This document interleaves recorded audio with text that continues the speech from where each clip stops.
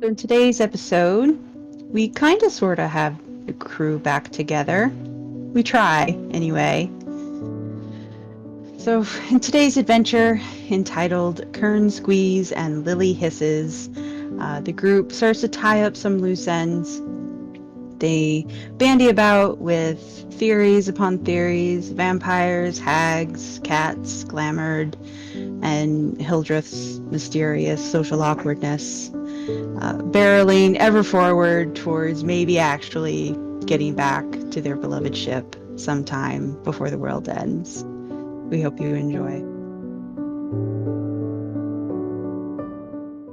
We're off to adventure to go roll the dice. Come seize your advantage and you'll roll them twice. Even if we lose our way, we'll make a journey someday.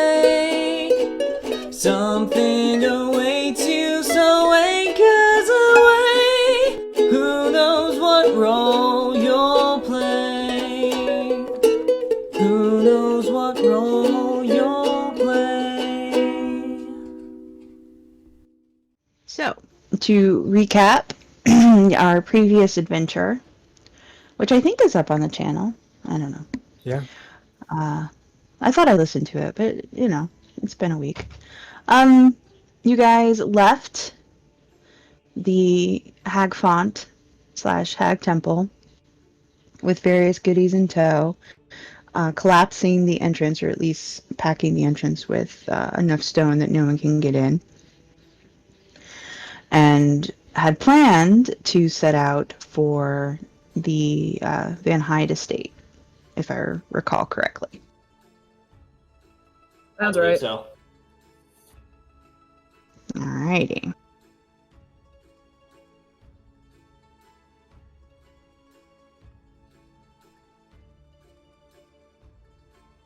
So, how do you wish to trek to the Van Hyde estate? It is some ways away. If you recall, you flew to the entrance of the temple the last time you left there. So it is some distance.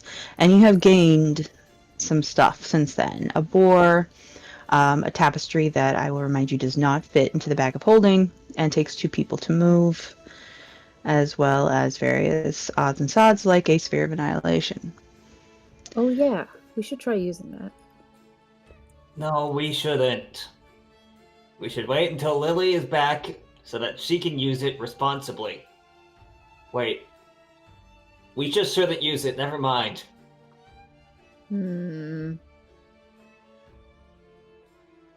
What does it do anyway?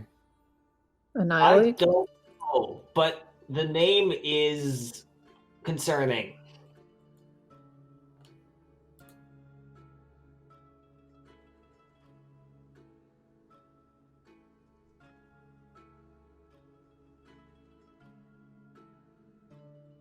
Oh, what's the crown situation anyway?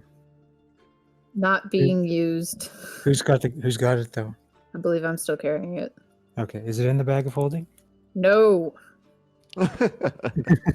Which I am checking regularly to make sure nothing has vanished. Okay. Okay, so can we Pegasus back? Are we good to leave Yeah. this tapestry? Because it's kind of just heavy. Yeah, let's ditch that. I don't think that'll fit on the horse anyway.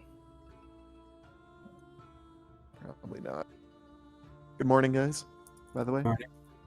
and did I beat Morning. Twinkie in here as well? Yes, you Of did. course you did. Of course you did. Did you show up? Yes, then you beat Twinkie. Oh, okay. Oh, Twinkie. Okay. All right. So we're heading back up to that manor house thing then. Yeah, we were just going over the logistics of how to move this massive tapestry, as well as all of you. Leaving the tapestry seems What? wise. We're not. Didn't we put the tapestry inside the bag? It Doesn't will fit. It not. doesn't fit. It's too big. Oh well, I've got a massive war horse. I'll carry the tapestry on that. I thought we were flying. Okay, yeah. Well, turn don't it into know something how big our then. Uh, Can you turn into a dragon? There is No. one beast that could carry this. Unfortunately, I don't believe the dinosaurs are real. Dinosaurs are not real. Oh, you mean that giant lizard thing that Kern was riding when he was shirtless? It is a test put figure by out why. their bones are a test by Kalanchen to test us. Ah, right, yeah, this is that evolution stupid stuff.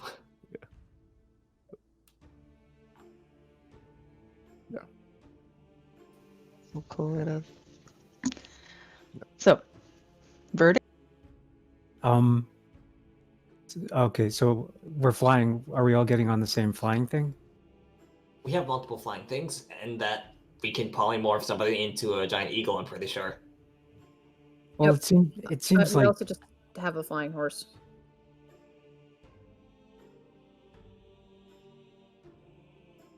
Question for some science people. How many flying eagles does it take to lift a giant tapestry? How much does it weigh? And are they African or European giant eagles? They're more door eagles.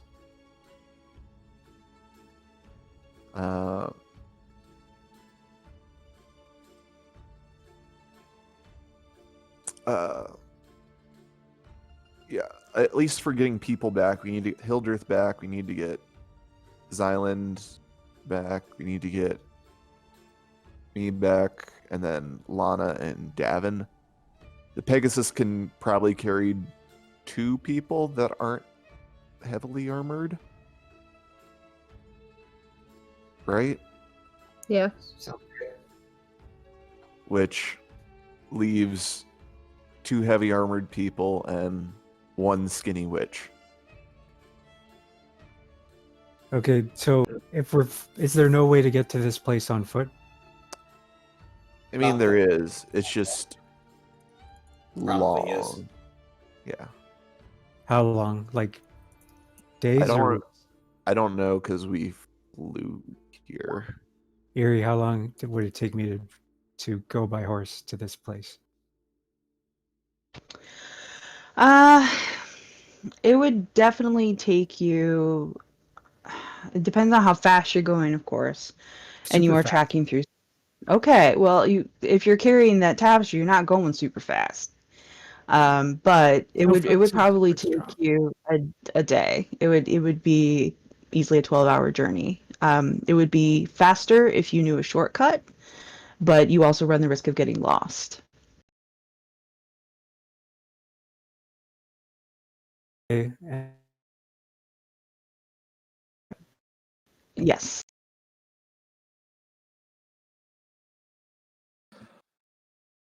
I'm gonna unroll this tapestry and take a look at it and see if I really want to risk my life on this thing.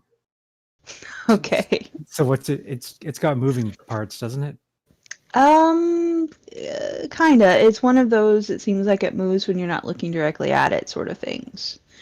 It is a jumble of images, some overlapping it. It's very reminiscent of medieval tapestries that we would know, where it was just sort of historical scenes of people layered over people, except not everything in this particular tapestry is identifiable as something from your world. There are creatures that you've never seen before, could not identify. Figures, some of them that are as tall as the tapestry is tall, others that barely take up an inch or 2 at the bottom in size. And like I said, they sort of overlap and swirl on top of one another across the length of it until the very end where you see the loose threads hang. Okay, well, for all we know, this could be like the chronicle of the secret history of the world, and we're just gonna leave it here. Like, we should at least get someone who knows something about anything to look at it. Like this guy we're going to see. Does he know something about anything? Like, is he an expert in anything? I don't know much about him. We just know that he's mysterious and magical, probably.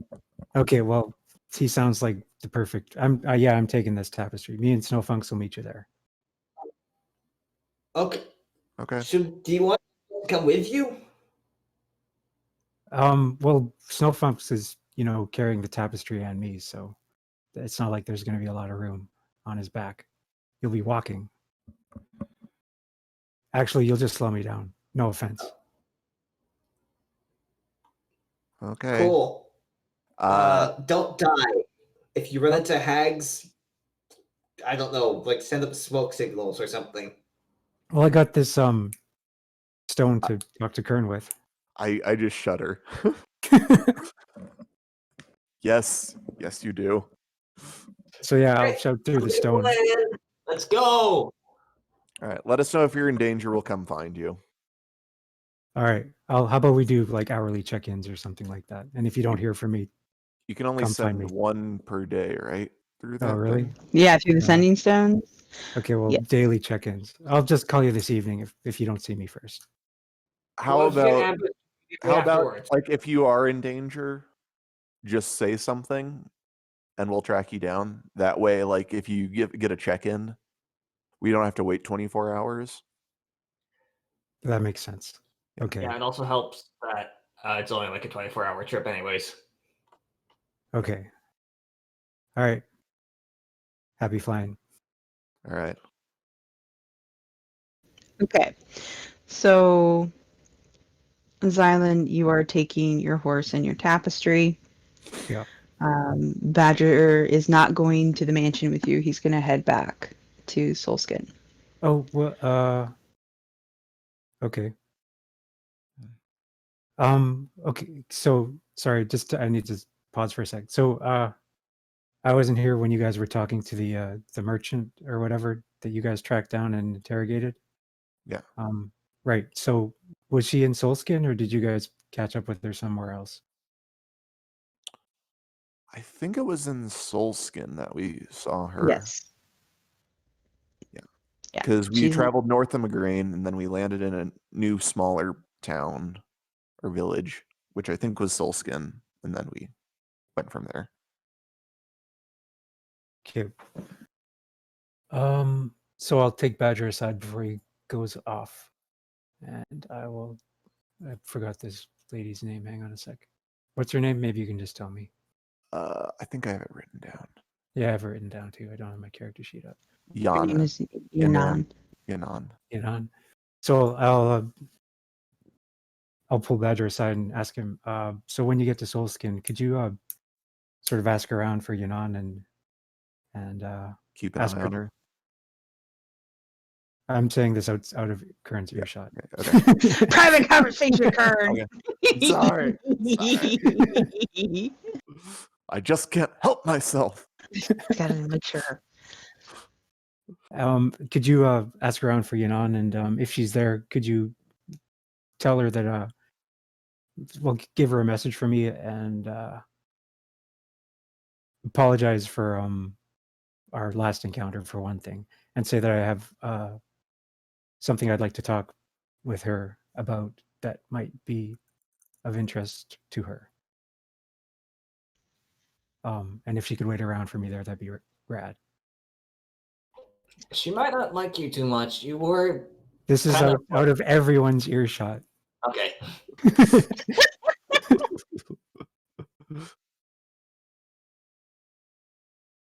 Cracks me up. Do you think you could do that for me? Yeah, sure. Yeah. Do you know what she looks like, or I'll describe her. okay? All right.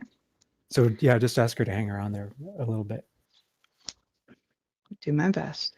and I'll make it worth her while. And I won't interrogate her. Although technically, I wasn't the one who interrogated her. I was the interrogation overseer. You might want to point that out. Actually, I was kind of bullied into the whole interrogation thing, to be honest. It wasn't really my idea. Lying to this man. The worst paladin ever. Yeah, ma'am. All right. So yes, Badger agrees, kind of chuckling to himself. He's anxious to get out of the cold, so he heads off at full badger speed, leaving you and Snowflunks. Now you can opt to either put the tapestry on his back, or you can contrive some way to drag it, like a sledge. I would rather put it on his back if I can. Okay. Will the tapestry and myself, will we both fit on his back, or do I have to walk along beside him? I mean, your horse is technically not real. And he's super strong, even by Unreal Horse standards. He is. Yes, he is very strong and very fast. I know. I rolled his stats. Yes. But you also wear plate mail. So that would be a lot for him to carry on his back. Okay, how much is it going to slow me down if I walk beside him? Not a whole lot. All right, I'll just walk beside him. Okay. So you're all situated, and the rest of you, how are we trans? Let's see. Kern is a giant eagle, probably, and carrying Hildreth. That sounds about right. And then the other two who are on the horse. Unicorn. Sounds good. Pegasus. One of those. Can I accidentally drop Hildreth in flight and then catch him at the last second? Since he's not here, yes, you could do that.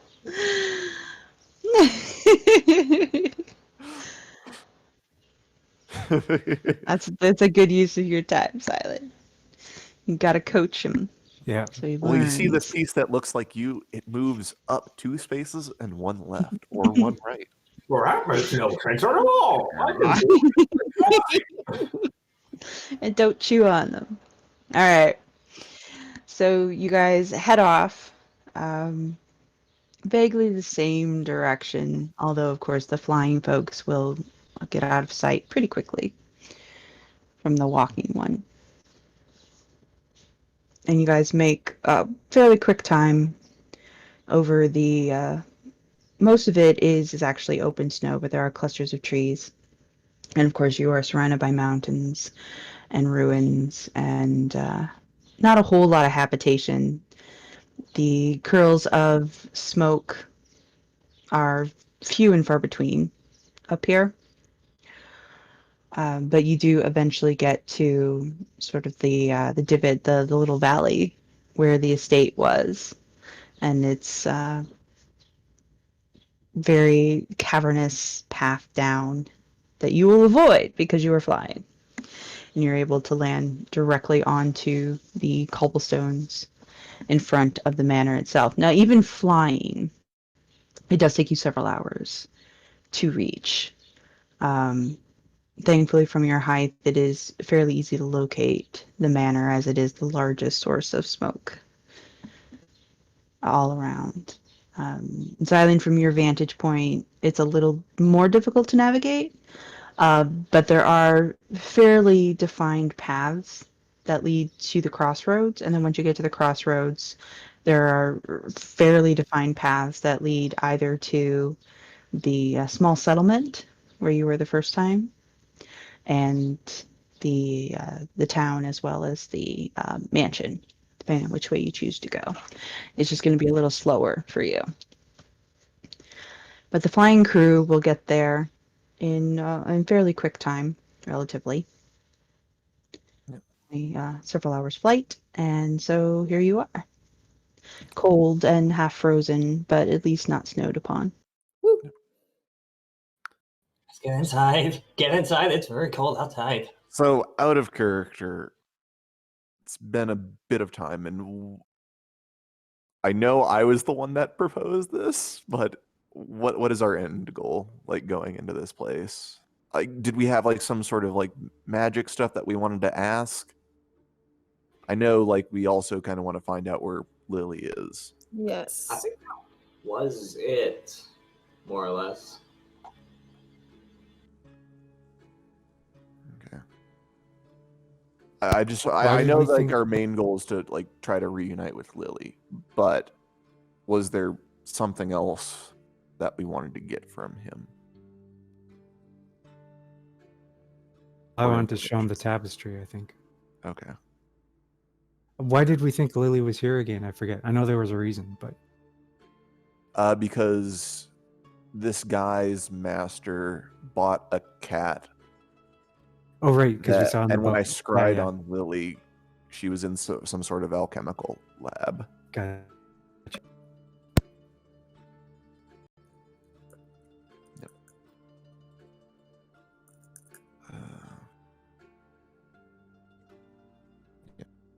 Yeah, for some reason I was just thinking that we were like, oh, we need help with something. And by the way, you have our friend. Yeah, I'm Huh. pretty sure it was just you, your friend. Yeah, as a refresher, the servant Olar, he did confirm that his master had bought a cat, and he had promised to send word that he wasn't sure where his master had gone precisely, that he had multiple labs, but that Right. he would send his out. And so I think that was part of it too, is you guys were going to check to see if there had been a response from Olar before heading all the way back to Seoul. Okay. Well, and it might be good just to let him know what's going on in his neighborhood with all the hags Yes. and stuff. Okay. Yep. Okay. That's what we'll lead with. Well, yeah, because you did kind of see what happened to to poor Vader, who had a fright and had been attacked. So yeah, that was part of it too, was to make sure that the mansion. Okay. Cool. All right. So plan in hand, standing before the Van Hyde Manor, freezing your Nadri. We'll go up to the door and knock on it. Okay. Incessantly. It does take a few moments. It's a fairly large house, but Olar answers the door, looking as proper as he did the last time you were here. Looks vaguely surprised to see you, but immediately opens the door wider and ushers you inside without much of an inquiry, seeing as you're exceptionally cold. Hello. Thank you. We're looking for our friend Lily again. You know, the one that we mentioned last time, the cat. I don't suppose the master's come by in the day that we've been gone. Also, do you have hot cocoa? He kind of, broadly gestures for all of you to file in as you do, shutting the door quickly behind you.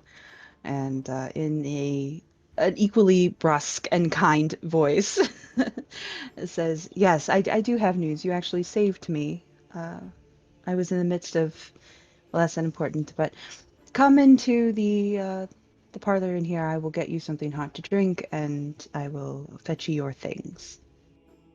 So he sort of points you into the drawing room that you were in before, the one with all the portraits.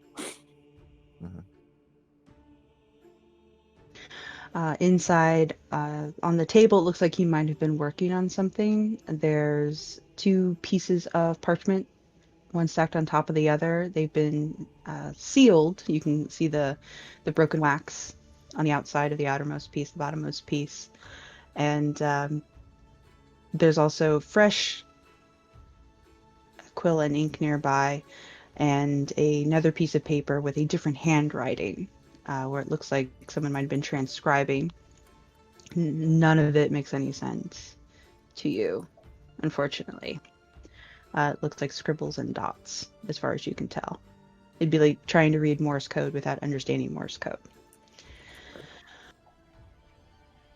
What's this? I mean, probably is private correspondence.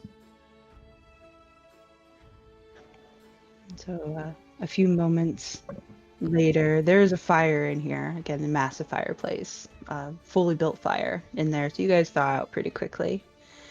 And Olar comes swooping back in with a tray full of hot drink and warm-ish food.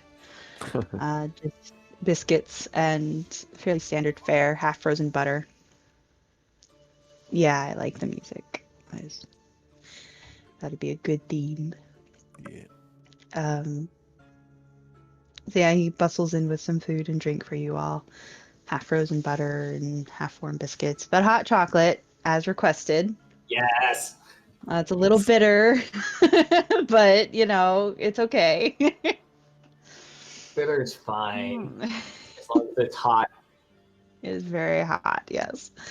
So he pours enough mugs for all of you, and almost as if an afterthought, he grabs both the stacked sheets of paper, the one with the broken sealing wax on it, and the other sheet. Just scoops them all up in one hand, crumbles them into a ball, and whips them into the fire in one deft motion, clearing the quill and ink as quickly as he can with the other hand and moving it to a sideboard so that the center table is clear for you to to place your food and drink down. So you said there was news. Yes, I sent word, as I promised, and got a response fairly quickly. I will go and get your things. You saved me from having to send the package all the way to town, a trip I was not looking forward to, so I thank you for that. Oh, no problem. He gives you a little nod and walks away again, leaving the door open. This trip is longer. Wherever he's going, it must be much deeper into the house, because he is gone for easily 10 minutes, and he finally returns with a not the fine cage, the little wicker cage in which you last saw her, but instead a hastily constructed one. That looks very much like a box with some holes cut into it. That is vibrating gently in his hands. This is Olar is handling this box not as someone who is practiced with handling animals, or perhaps even likes handling animals, but as someone who is afraid that this box may explode at any moment. And he brings it into the drawing room with you all, holding it out a good inch You hear from yelling from the you. box. Yes, I will he's take the box. he I'm this poor gratefully man. hands it off, seemingly glad to be rid. I mean, he's very professional. Obviously he's been a butler for a long time, so he's a very professional demeanor, but the look on his face as you relieve him of his duty is definitely a mix of relief and maybe even a little bit of revulsion. What did you As do? he hands it to you. Did you kick the box or something? That is how she arrived. Did your master kick the box or something? He looks mildly horrified at his suggestion. Of course not. I mean, I Um, am assuming that She's he probably- didn't come here. The box just showed up. So, Well, to be fair, she arrived without the box, and I was, of course, primarily concerned in ensuring she did not get lost, and was pressed to find the most utilitarian response at hand, which unfortunately was a slightly used cheese box, but as you can see, she has been delivered. I sent a message to Lord Van Hyde. He responded. He actually had quite a bit to say. I was sending him a response when you arrived, as a matter of fact. I was going to, as I mentioned, travel to town to hand her to you personally and to impart this information, but we can dispense with that now. He didn't realize that she was transformed, that she was anything other than what she appears. But in closer inspection, after having received my information, he said that he believed that she was, in fact, under not a curse, but certainly a different flavor of ability than he was able to determine. He, as I mentioned, is a man of science and a great amount of study, but he was not able to restore her. He believed someone who was schooled in perhaps alternative forms of transformative abilities Like a might be druid? able to help her. No, he doesn't believe this is actually natural magic. So then what's alternative? Well, I'm not a scholar myself, but up here we have a deep belief in the power of Fey abilities. There's also the blood magic of witches, if you believe that, further to the south. Does not believe this to be mortal magic. Let's Lana, you've got the Fey portal painting thing in your house. Yep, exactly what I was thinking. Take her I'm into sorry, that. you have what now? Okay. Yep, let's do that. Anyways, that's neither here nor there. Additionally, we've come here to warn you that there is a hag problem up here. I think we did like 90% of the job by defiling their lair, but Vaderith is pretty shaken up. Vaderith, right? Is his name? Vader. Or Yeah. Vader. Vader. It's entirely possible that we just made the main career, but I don't think so. I think yes, but I feel like we also crushed them at least 90%. He does. Olar does not look relieved at this news at all. He sort of nods slowly and says, as you say, I trust whatever you encountered in the wilderness was frightening, but I also believe you to be capable of dealing with it. Oh, yeah. I'm just letting you know. Like, if I had hags in my backyard, I'd want to know. But He looks mildly amused as if he's indulging your story. It's like, okay, whatever, honey. man. Whatever, man. Okay, boomer. do you mind if we stick around here for a bit while we take care of I'm basically tracking down a couple leads? Well, I can certainly offer you a room for the night. I don't have the stocks to have you in for a long period, as much as that pains me, but certainly I have enough provisions to provide you with a supper and a warm room. A night would be perfect. Thank you. More than enough. Wonderful. I will go tend to that if you will stay here. Awesome. Well, also tell your rep thank you. Smiles and nods and walks out of the room, shutting the door behind him. So now you guys are kind of stuck in this parlor with a fire and an angry. He was Doing my really helpful. damnedest to pet. Lily! I'm pretty sure that's. Would it be weird if I, like, pet Lily? I don't think so. I don't know if she's sapient right now. Hey, Lily, meow Yeah, we once were- if you can understand human language. We were Yeah, I think she's just a moderately cat. sapient. Yeah, I think she's mostly a cat, so we can pet her. Okay, I'm gonna pet Lily. Little stone feet.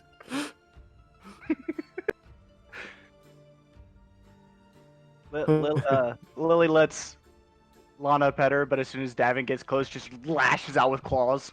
Ow! Oh, Evan, It's like what'd you do to her? Kern puts like the back of his hand up to Lily, like when you're trying to like make friends with a cat and you're not trying to like be aggressive. You're just like oh.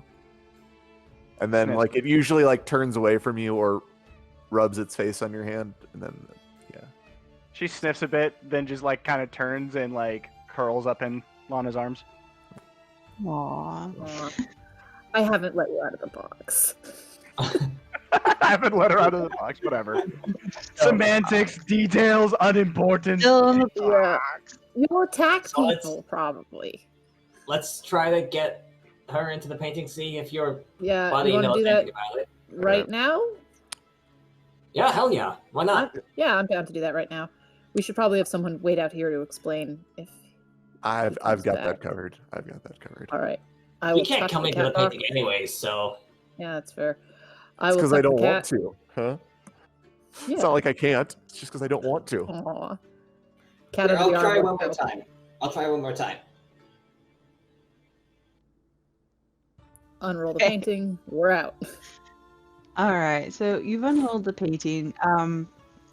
The painting looks a little different than last time you saw it. The edges, probably the last or the bottom 2 to 3 inches, look like they've been frosted over almost. They've got a grayscale effect to them. It's a little odd.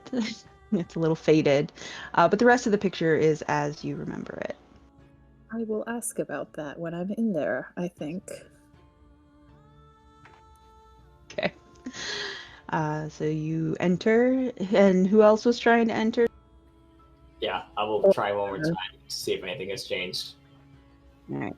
Yeah, you touch only can. Alright, that's a no. I'm sorry, Davynn.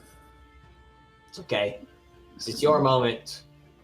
Now, are you bringing Lili with you? I am Lana? trying. That's the I'm question. seeing if it's gonna work. Okay, you are going to try and carry the box through? Yeah. If it doesn't work, Okay. I'll leave her out here. But All right. The box will come through. with the cat or without a cat? With the cat inside, yes. These are the important questions. Yes. Yes, both cat and box will come with you. Davynn, unfortunately, cannot. So you are, once again, in the land of Twilight. Which, even in here, like, it doesn't feel quite right. There's a bit of a more biting wind to it. It's not cold, but it is colder than it has been every other time you've been here. Did I just hypothermia my patron to death?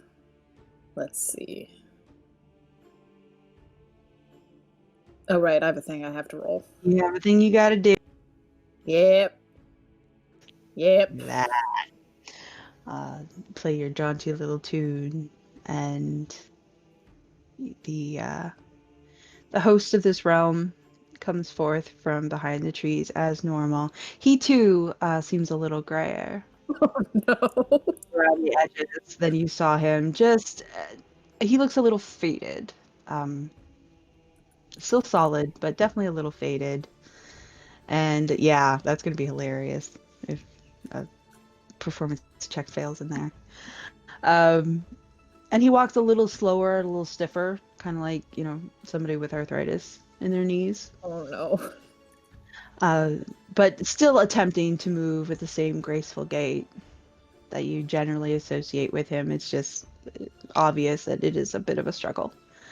As he approaches you, an easy smile and his usual affable manner.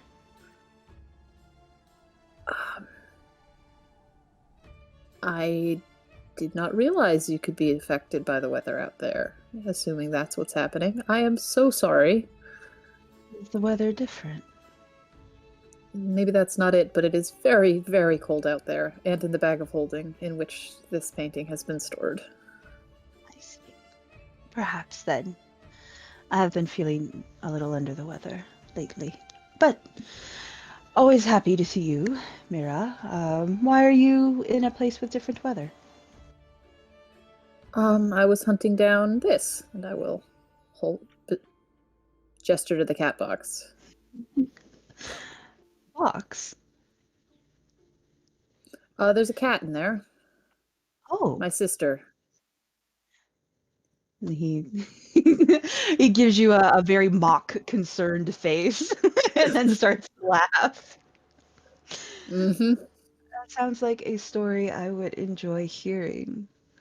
So he kind of motions, turns 3/4 and motions you back to the usual spot as he invites you to sit. The low stump sort of table that he uses is just absolutely with teacups, steaming teacups, all of them full, all of them hot. all of them giving out, massive wave of steam. Oh no. There is what looks to be like a crocheted blanket sort of thing, like you would see at your grams, on one of the chairs. I've nearly killed this poor guy. And he motions to the other seat as he takes the one with the Afghan, and promptly covers his knees with it, and invites you to drink from any of the teas that Lana will you pick might one at random. palatable. As he grabs a cup for himself and puts both hands around it. Oof, we should be leaving soon. Apologies. And then Lana will spend a couple minutes sort of recapping the quest for the cat. Oh, I bet the crown did this to him. Oh, that makes sense too. So he listens to your story intently, sipping on his tea, and giving the appropriate impressed and dismayed noises where applicable. But now you have her. She's back. Stuck Lovely. as a cat, though. Oh, that's unfortunate. Yes. I was wondering if you might have some insight into that. We were told to pursue alternative magics. Oh, see. And so you came here, and he gives you kind of a little smile and a little half. Indeed. May I see her? I will produce the cat from the box. So again, Lily, this is your first encounter with Tarkle. Mm-hmm. Very suspicious. Huddling at yes. the far corner of the box. Like, as this man peers fur all over the rough, tail puffed out.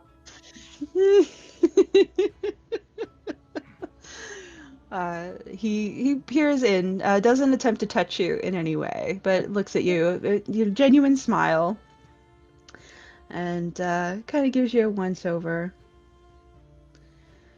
and says, I might have to pick her up. All right. He reaches in. Scritches. Reaches it very slowly, Lily, and attempts to wrap a hand kind of around your belly, like you pick up a kitten. You know when that cow when that sound a cat makes when it's like resigned displeasure, like that little. Yes. That's basically the sound she makes. All right, resigned displeasure, as you are picked up very gently by Tarkle, who pulls you a little closer to him, and he looks you dead in the eyes, like actually pulls you up to his face so he can see you, and looks you in the eyes, kind of looks you over, and runs a fingertip or two from the top of your head down your spine to where your tail meets the rest of you, like he's feeling for something very gently. And then he does kind of the same thing down your legs, but he focuses on your hind legs. He doesn't touch your front paws at all. And then he sets you down on the ground. So now you're at the bottom of this table and chairs, surrounded by massive trees and standing on soft grass, nose to nose with paintings and mushrooms and oddness. And so he looks back to you and he says, I believe I can help her. That's fantastic. It will be complicated, though. Makes sense. What does that entail? I would need to do it myself, but it would require materials that don't exist here, and I'm afraid wouldn't be able to be brought here. I don't think they can exist here. And it would take some skill and a practiced practitioner, so I just couldn't write you a recipe list and a set of instructions. It doesn't work that way. Mm-hmm. I'm also, well, I don't want to leave here. And he kind of looks at you fairly plaintively, like he looks honestly a little scared. I don't I don't want to leave. So, I propose an in-between, if you'd be willing. Do you still have the bracelet I gave you? Lana will hold up her wrist. I Where it could, is. with your permission, alter this slightly, and it would allow you to leave here with your sister, and he smiles down at Lily, to go someplace safe. I will write you a list of the items that I need.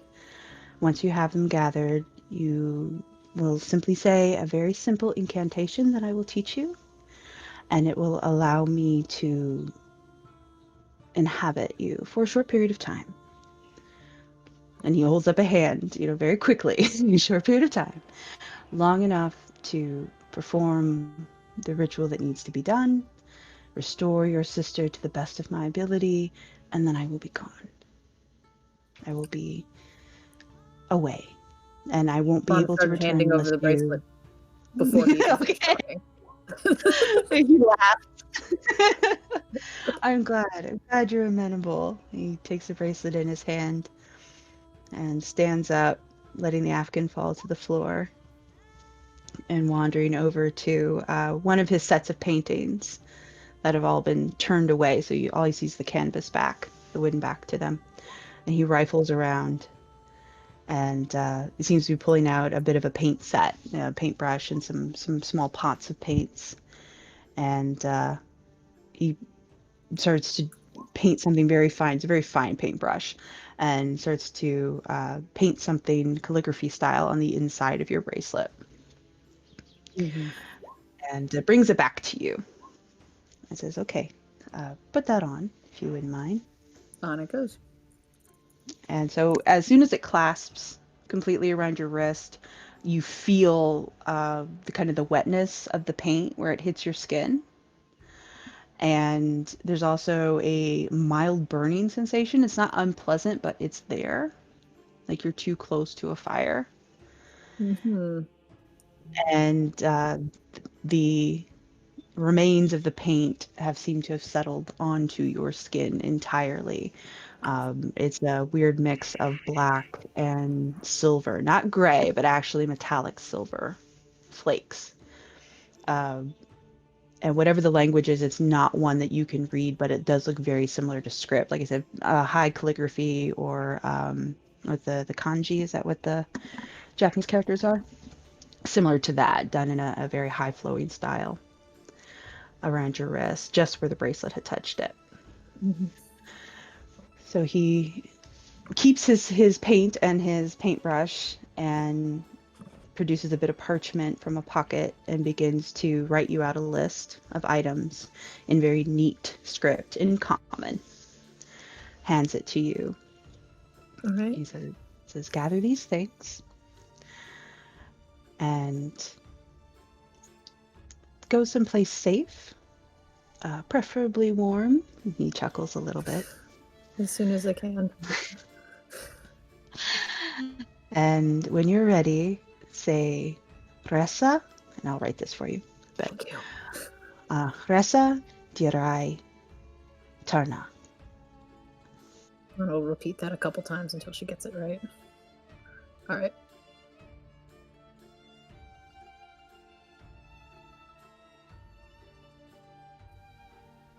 I can't write it because you won't read it, but simply say that phrase and I will be there.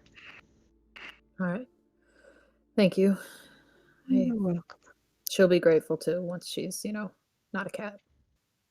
Scratch Lily You again. laugh. I can think of worse ways to spend my life, but I You know seem she's ready to tired. be back to being her. I said you seem tired, Mary. Not much. Having her back is a weight off my shoulders. And it's making me realize how badly I need to sleep. We've been busy for a little while. One more thing. He nods sagely. Agreed. I hope you're able to find a small bit of peace after all of this. I owe it to you if she comes back. He waves a hand. Never think of it that way. I'm happy to help. Always happy to help. I noticed you are not with your crafter. No, he is several days behind us on a horse, Oh. carrying a tapestry. But alive still. Yes, still alive. Good. He has something And- that I am sure he's going to want to show you. Well, I'm always happy to look at remnants from the outside world. It helps me feel connected. Wonderful. This is quite the remnant. Possibly.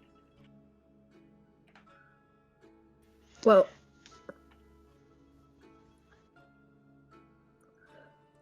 I'll be back soon enough. Or, well, you will be. One of us will be.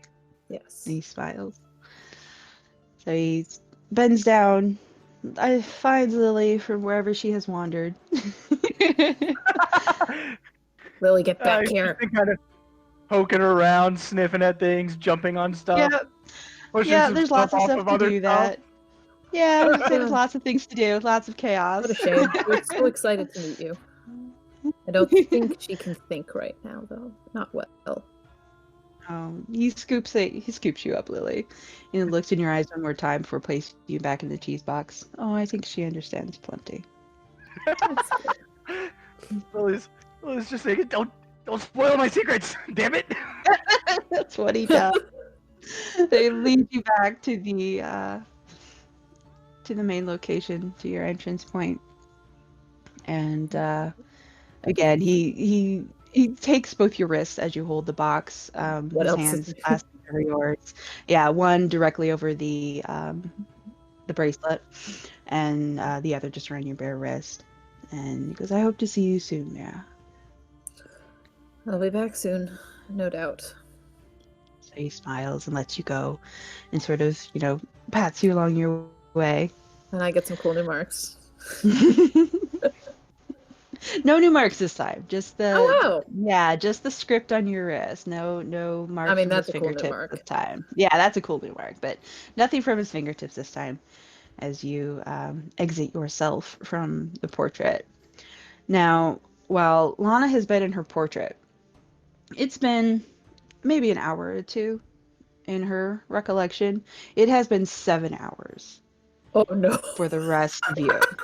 I mean, I feel like that's kind of normal, right? It's generally no. Yeah, there's always a weird time skip. Sometimes she's only gone for seconds, and sometimes she's gone for hours, and there doesn't seem to be a direct correlation to how long she thinks she's been gone and how long she's actually been gone. In this case, it has been 7 hours. You guys are still shut in this parlor. You have not seen Olar in quite some time, but it has given Xylund an opportunity, to make his way across the snowy fields and up the goddamn mountain and down the other side of the goddamn mountain, and finally hauling himself and his rug and his horse. Why? I feel like Davynn and Kern are just sitting like next to a roaring fire, blankets up to their chin, just sipping hot cocoa when he comes in. Pretty much, yeah. The fire itself has died down a little, but it was a fairly sizable fire and a massive fireplace to begin with, so it hasn't burned down completely. It's probably about 3/4 gone at this point, but it's still warm enough. But yes, Xylund, you make yourself you make it to the estate, snow covered. Coals hanging from the horns of my helm. Yep, icicles. You're looking like the end of The Shining there in the hedge maze. little blue around the lips. Lily Cat is a gray tabby cat. Oh. Yeah, that makes sense. She always has the same form. So yeah, Xylund, you have arrived. Do you want to knock, or are you just gonna go? I've been here before, haven't I? Yeah. Yeah. Okay.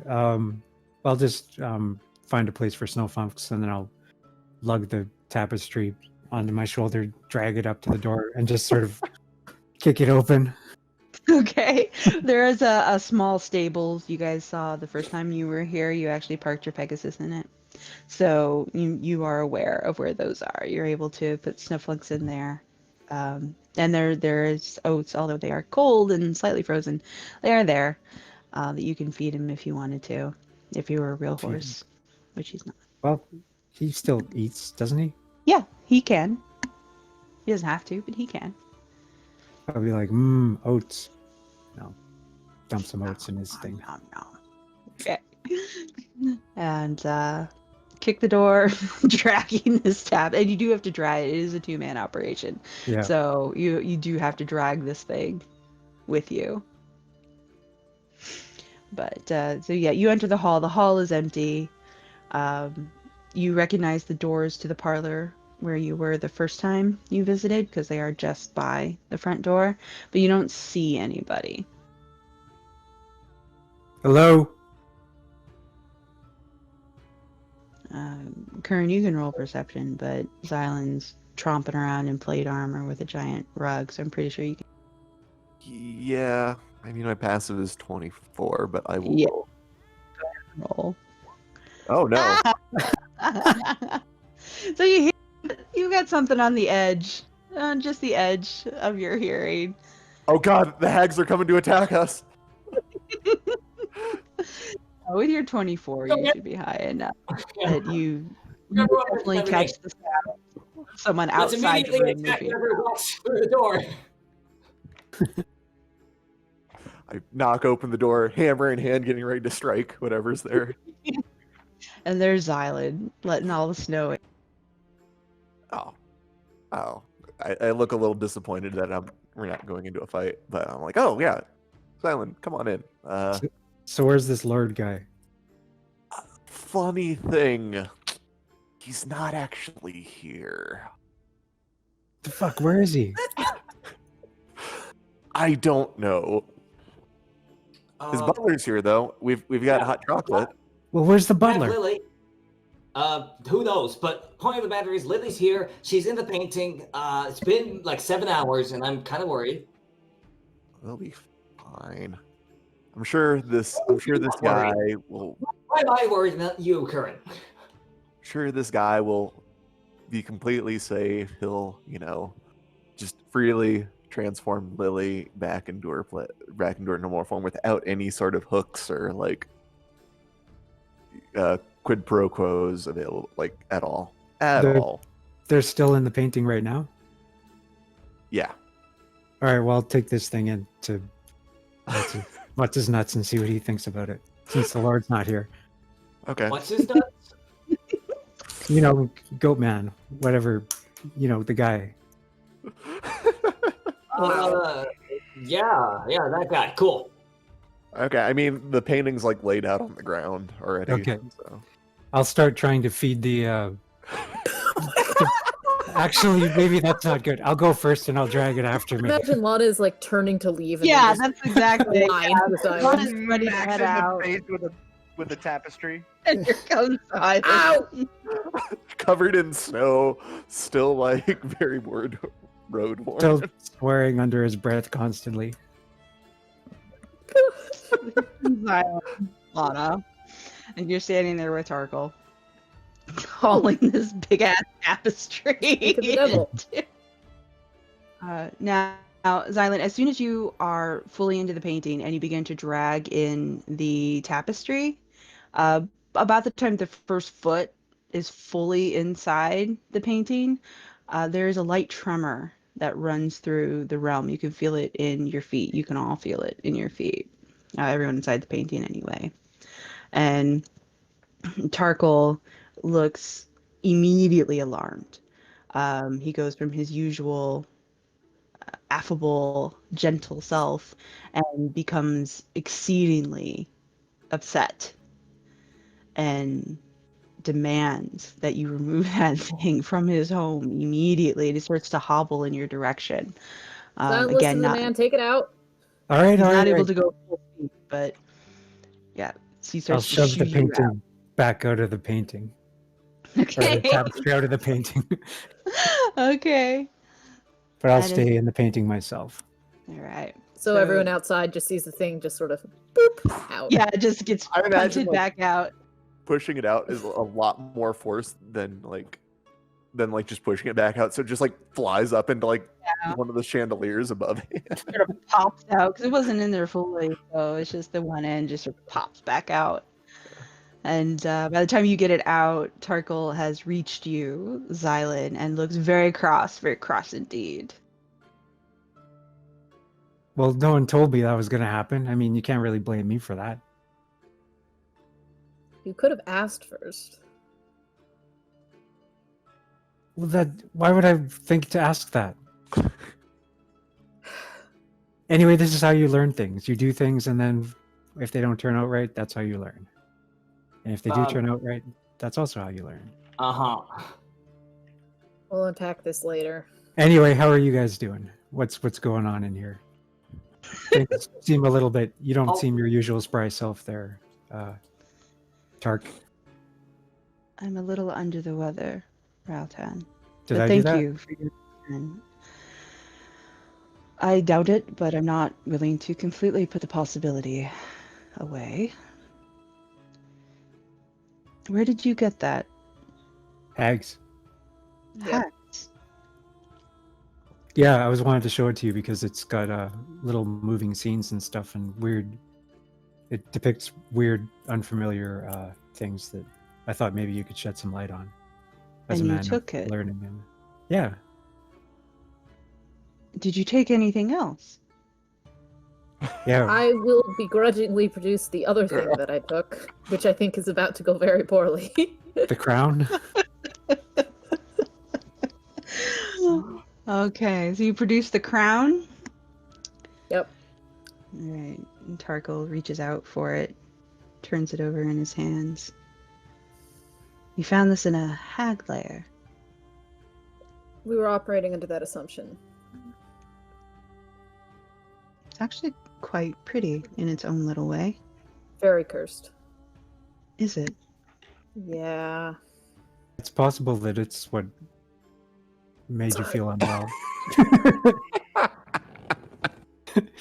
I don't want to point fingers, but someone Yeah, I who think is it may be time responsible to for get rid the of this thing. No. We have to get someone to figure out what it is and its significance and all that. It's cursed. We could just bury it. Well, just don't wear it. Oh, well, I think in order for Mira to wear it, it would have to be improved, don't you? Built Can you upon. fix it? It's not broken. Well, can you? What do you mean improved? It's very cursed, though. Tarkle doesn't seem to be hearing you, Lana. Whatever you say, it's curse. He seems to be lost in his own little world. Twirling like this Ridiculously cursed. in his fingers. Well, an embellishment, don't you think? He's looking at you now, Xylund. Depends what you had in mind, I guess. Well, it is very plain. Perhaps gemstones, or... And he starts to run a fingertip along the top of it. And, I mean, he is right. Like, it's not overly embellished. It is fairly simple. But some filigree here, and perhaps a design over here. Maybe build up this part. Give it an extra level. And he's sort of, doing a little Vanna White as he's passing his hand over various areas and giving you an idea of what he's got in mind. To what end? What would that accomplish? Well, it would be beautiful. Right, but I mean, it's cursed. And also, like, unless I miss my guess, these roses and shit signify Lirinel, correct? I suppose. All right, so just out of curiosity, why are you so eager to beautify a crown to Lirinel? Because it's... And he kind of looks over at Lana and looks back at you. Well, she's not here. Mira is here. He has a point. I'm not opposed. I'm just curious. I don't really get your end game, guy. Endgame? So you want me to ornament this thing? That's what you're proposing, right? Well, it's just a thought, and he sort of waves it away. It is very plain. But it has potential. Don't you think? Yeah, I see where you're going with it. I mean, you're making some good points as far as beautification goes. I'm just don't really. I can't help but smell an ulterior motive here, other than simple aesthetics. You don't think beauty is its own end?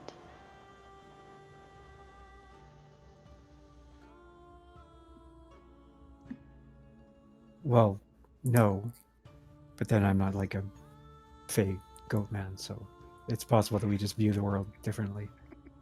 Oh, like, kind of laughs a little bit to himself. I guarantee we view the world differently. So, Oh. okay, let's say I did this. Let's say I fixed up this crown and we brought it back in here. What would that get us?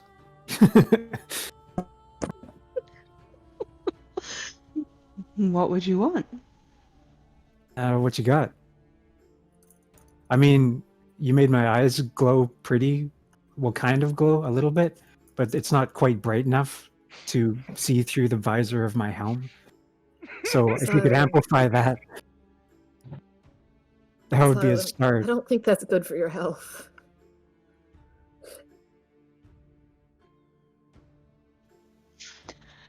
He kind of smiles.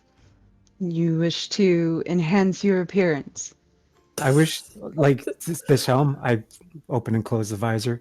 If you notice, you can't see the silver of my eyes through the visor because it's darkened on purpose. But if you could just see these two floating silver eyes back there, just as like little hazy silver glimmers, that would be really, I mean, that would strike fear into the heart of my enemies just for a start. And it would also look really cool.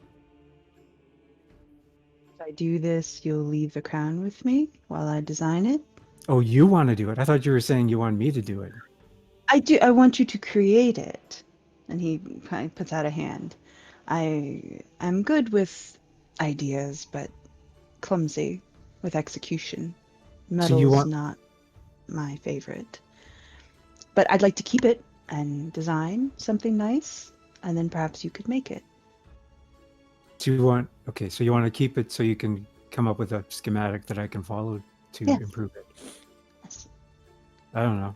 I technically As the current not owner of the crown, I will hand over the crown. All right, so we're cool with that, I guess. So he takes the crown again, and It's still cursed, though. Please be careful. hangs on to it. Yeah, don't wear it. Don't wear it. Don't put it on. Don't stay too close to it for extended periods of time. He sort of laughs. I promise. I will exercise the utmost caution. And now, from my end. He takes a finger with one of his longer fingernails and blows on it for a second. And he reaches up to your helm, Xylund, above the eyes. And he tips your visor back down. And then he starts to etch. And you can hear the fingernail scratch along the metal and bone that is your helm. And he does this for a couple of minutes, and there's a definite smell. Lana, you definitely pick up on it, and Xylund, you might be able to, depending on your perception check. But it's like the smell of solder. Smell of melting watch parts. And it does last a few minutes. Yeah, so you're in your helm, so you don't smell it. But Lana, you definitely do. Ooh. And when he's done, he takes his hand away and he tips your visor back up and smiles at you. and nods to you both. Says, I'm glad you stopped by. It's been an interesting visit. And I will see you both again very soon. But I'm going to go sit now. I'll try to get you somewhere warm. He smiles and nods graciously before turning and half shuffling, and it's really obvious now. He's not even trying to cover it as he shuffles his way back to the path behind the tree. Don't let me forget to check back in here soon, Xylund. Yeah, well, we got to get that crown back, so yeah. Oh, I guess that too. But I have this list here of stuff we need to get to uncat Lili, so I think we should get on that. Are we like 100% on the uncatting of Lili? Because she's really easy to manage like this. Xylund, I will turn you into a cat, and then I will drop you from the stratosphere. Fair. All right. What do you need? I will look over the list. How's your knowledge of nature? I'm a bard. All right, roll it. Yeah. Oh boy. That beats the kidnapper. Oh no, not so good. On second thought, let's go ask Hildreth, and I will leave. Oh yeah, that's a Okay. good idea. All right. It's a tree. Exactly. That's pretty much what it is. Like I got nothing. I got nothing. So you guys leave the painting. Hey guys, And- oh, Yeah. you look a mess.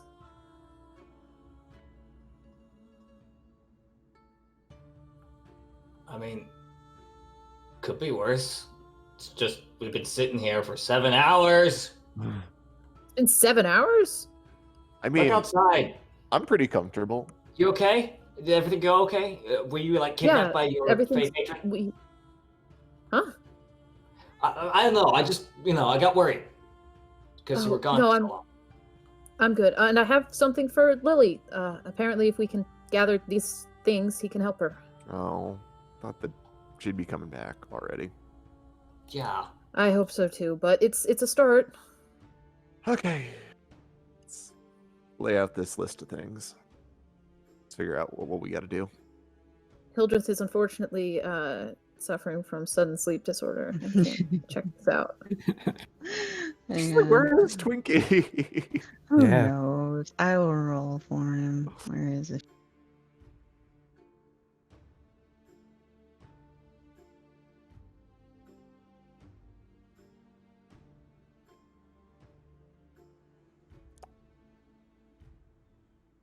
He feels no shame.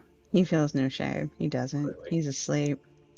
Actually, That list must actually be pretty esoteric if Hildreth's not doing so well at it. ugh, no. Yeah. I was gonna give him advantage, but he doesn't have a sheet set up for advantage. I can inspire him. You can. Well, I mean, he can identify with the 13, he can identify it enough to know that they are all plant names. That they are mostly roots. Only about half of them would actually grow up here. You need 6 items. Oh boy. There are 6 items on the list. They would be relatively difficult. The last 2 would be relatively difficult to find, especially in a cold climate. You would need someone who is either a trader with connections down south, as in the southern continent, or find someone who is a dealer in herbs in general. What I heard is we're going back to the market. Yeah, Entirely down possible. to Soulskin? It's like Soulskin, yeah. I gotta That go down sounds- there. anyway. See if anybody knows where these roots can be found. And Yeah. if we can find the northern roots, we'll do that, and then we can go back to Greylock potentially. We To have to, yeah. We have to. Oh yeah. Okay. Well, we should. I mean, we never did get. I mean, we rescued Badger, but the thingy was after. We still should sort that out before we leave the area. I think we Yeah. should prioritize Yeah. this. Yeah. This is my sister. Prioritize. Well, I mean, we could split into teams. Technically, I'm the one who's commissioned to sort the badger situation out. It was just So to you guys find could that deal with shit. the. Well, hopefully Badger's still in Soulskin because he's the one who was after this thingamajig, and we'll see what he wants to do. Yeah, I agree. Okay. Sounds good. Let's Okay. bounce. So as you are gathering your party to go, Olar comes back down the hall. He's got 7 hours later. well, yeah. He opens the door. He's got bits of cobweb that have clearly clung to the tail of his coat, and a little bit of his hair. He is still carting around very dirty gloves, very dusty gloves that he has tucked into a pocket, so you can kind of see them hanging around. He apologizes for the delay. He was cleaning guest rooms, but they are prepared. Maybe we should stay the night just to be polite at this Yeah, point. yeah. Okay, I mean, we it's stay also the night. Yeah. And it's also- Xylund just got back from traveling like 7 hours. Yeah, I need to we go to bed. well warm up a little bit anyway. Yeah. Where's your lord anyway? He is still away in his lab. In his lab. Where's his lab? Somewhere. Several. I'm not sure which one he's at currently.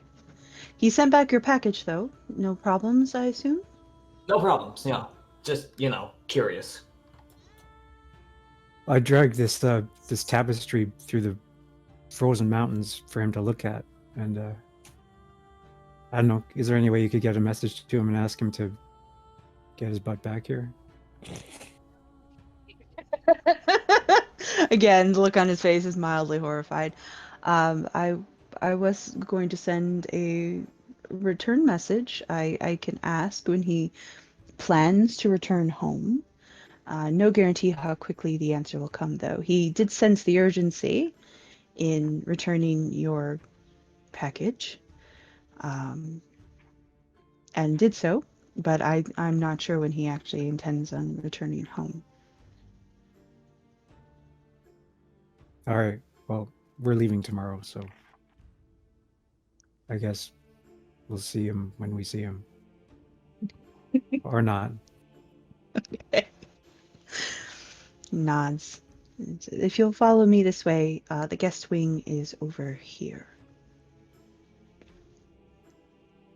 So he leads you all down through a twisting set of corridors. No windows in this place. You have yet to see a window. It's all dark paneled and stone. Heavy tapestries everywhere. Not a whole lot of light in this place other than what the sconces give off. There are a few gas lamps here and there. Also not something that you see much of in poorer residents.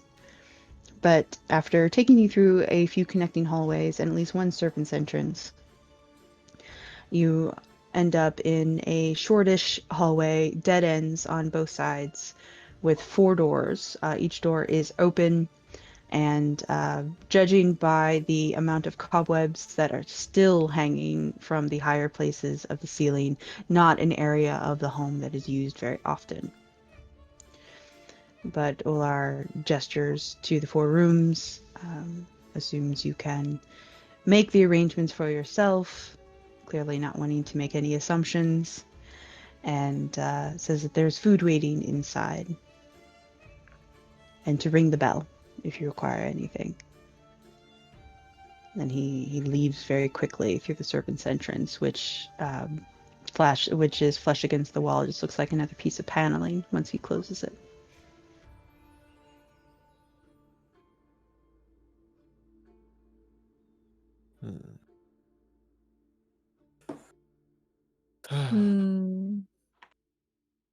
This guy a vampire? Probably. I'm getting very Still bringing a vampire tag vibe. around him. He's in denial. Okay. That feels rude to say about somebody who's giving us a room board. Well, I didn't say it to his butler or anything. I was just... I mean, we're all on the same page that there's a very vampire vibe. Right? Totally. Yeah, I 100% guess. behind you. But just pointing out that maybe not saying that would be better. Yeah. No, Davynn, it's totally that. It's totally that.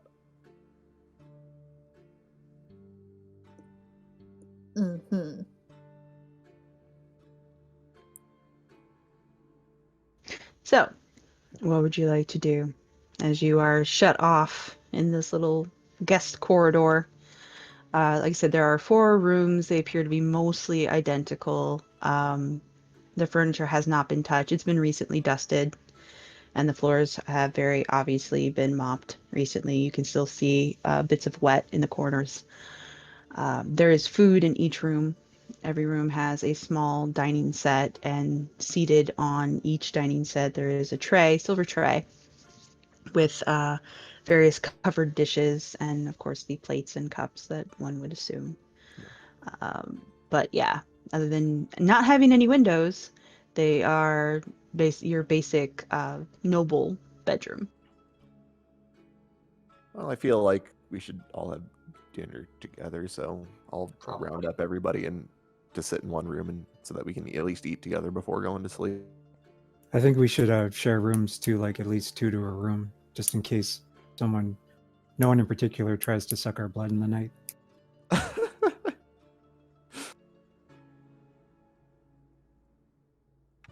Yeah, no one in particular, sure. I'm being Yeah. tactful.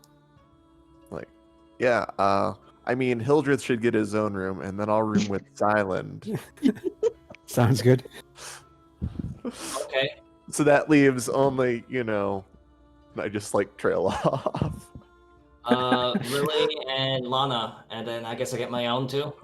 No, I mean, Lily doesn't take up that much space, so I mean, you can probably fit 3 to her room. Sure, we can pull in one of the other beds. Yeah. That works. Damn it. I'm just trying to make things awkward. It's not working. You're too cool. You're too secure with themselves. Figured out what our dynamic is, and we are not shifting. Awesome. All right. So you guys share your meal and deal with your bedding arrangements as you wish. I guess the Warcaster. Warcaster is cool. Yeah. So yes, if there is any business that you would like to conclude / conduct before your long rest, please do so now. I would like to talk to Davynn quickly, Go ahead. Sure. given we are now isolated in a room. Yep. Lana's been a little out of it since the portrait, absentmindedly rubbing her wrist periodically. Hey, Davynn. Hi, how's it going? Hi. Pretty good. I mean, there's a route to getting my sister uncatted, which I'm very excited about. Ah, that's great. I'm Yeah. very excited. Can you do me a favor and not tell the others this just yet? I don't really think I'm ready to deal with Xylund going God. on about it. What is it?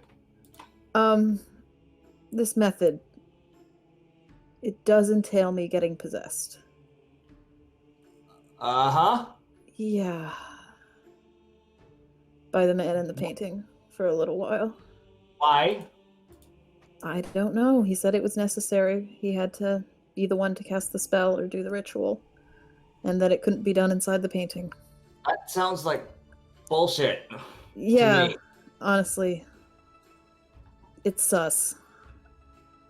But what choice do we have? Figuring something else out. We could manage that. We don't even have any other leads, Davynn. So, I mean, I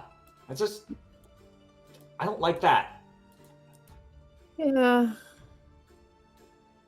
It's not great.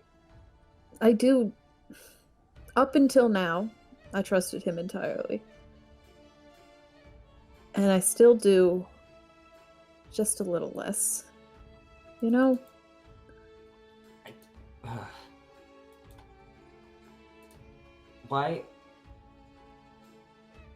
Why is it that every single magical thing that we run into always seems to come with, like, some sort of cost? People don't do things for free. Okay, yeah, but why can't they just pay in gold or something? Because we could trust gold, not, like, souls and possession and stuff. Yeah, that would be easier. Are you sure you know what you're doing here? No? Not at all? Sorry, that was aggressive. No, it's. I mean, that was kind of a lot to drop, so I get it.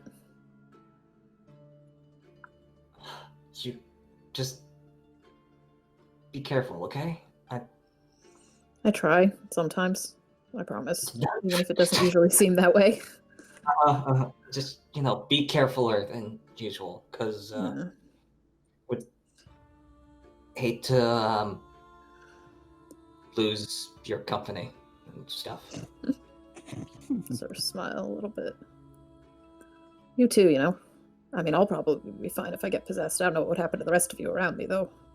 I think we're pretty tough. We could probably take you. Oh yeah, I'm not too worried about that. I mean, I wouldn't like it, but you could. You could kill me. Might, Hit me but- like 3 times and I'll drop. Maybe 2.5. Oh, hey, Lily. Yeah. I think she's just in a cat mind right now, but she's very cute. And I'm glad to have her back. And it has to be her because she lets me pet her and she attacks everyone else. I will attempt to pet Lily again. Okay. Yeah. Hey, Lana. Since she is just a cat, right? I think so. Pretty sure. She doesn't really respond when you talk to her. I'm just thinking that, after we finish off this business with Lily, Yeah. we've been under a lot of stress lately. Mm-hmm. And I've been thinking about something you told me a while ago. About how, we only live once. Sometimes you just gotta take a shot and stuff. Mm-hmm. And, I guess what I'm trying to say is, I'm here, I'm stressed. I don't know how you're feeling, but maybe, when we take care of everything and we don't have any more distractions, we can just have some fun some night.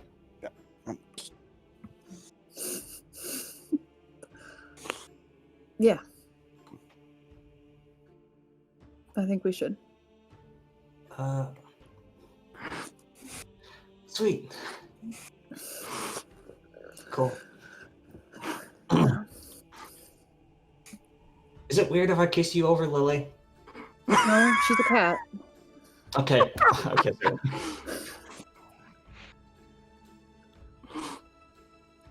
Scratch Davynn. Lily! Never mind. I'm not gonna kiss you. Ow! I will put the cat on the floor and kiss Davynn again. Oh. Lily hides under their bed.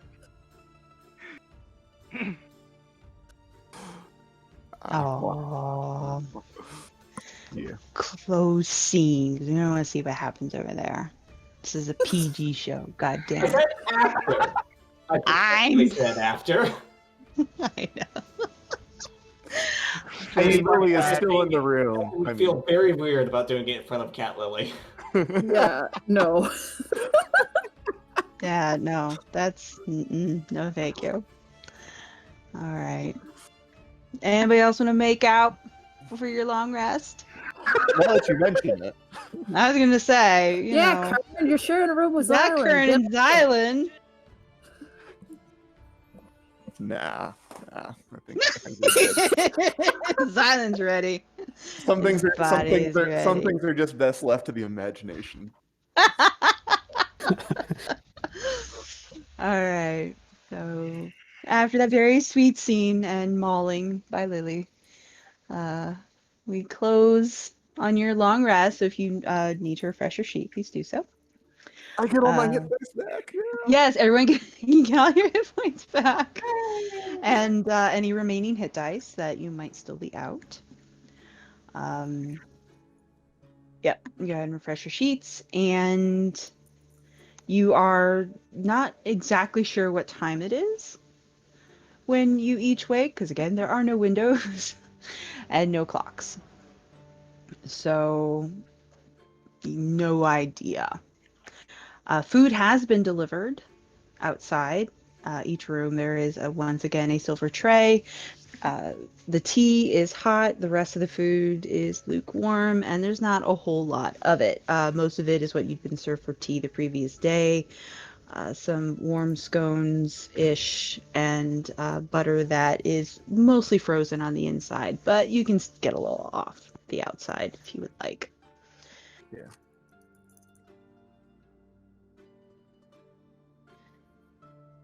And that's it.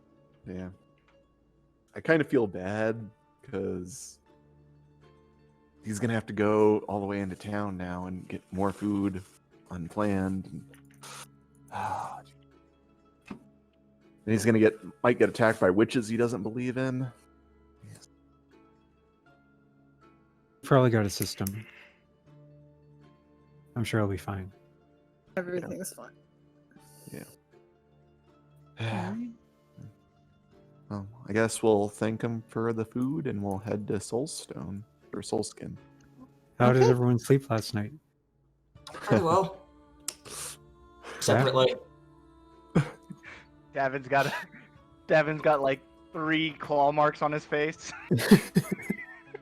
Which sister was that from?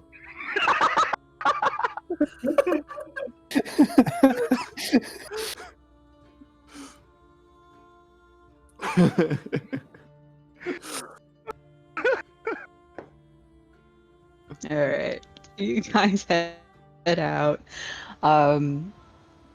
It takes you a bit to find the main hall. Again, it's a little confusing to get your bearings in the mansion, as a lot of it does look very similar.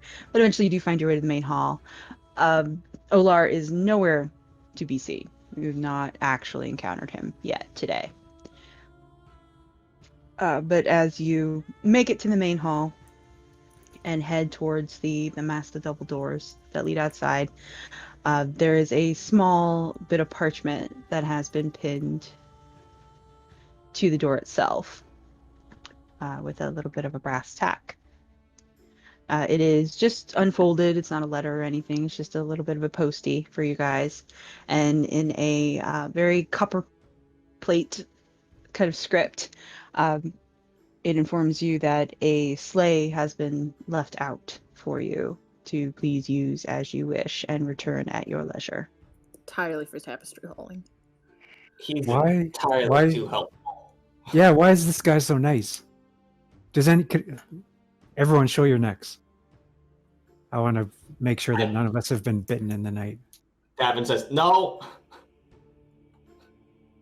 Why, you Not got showing some back. other mark there that you don't want to show off? No, Davynn? it's definitely a bite mark.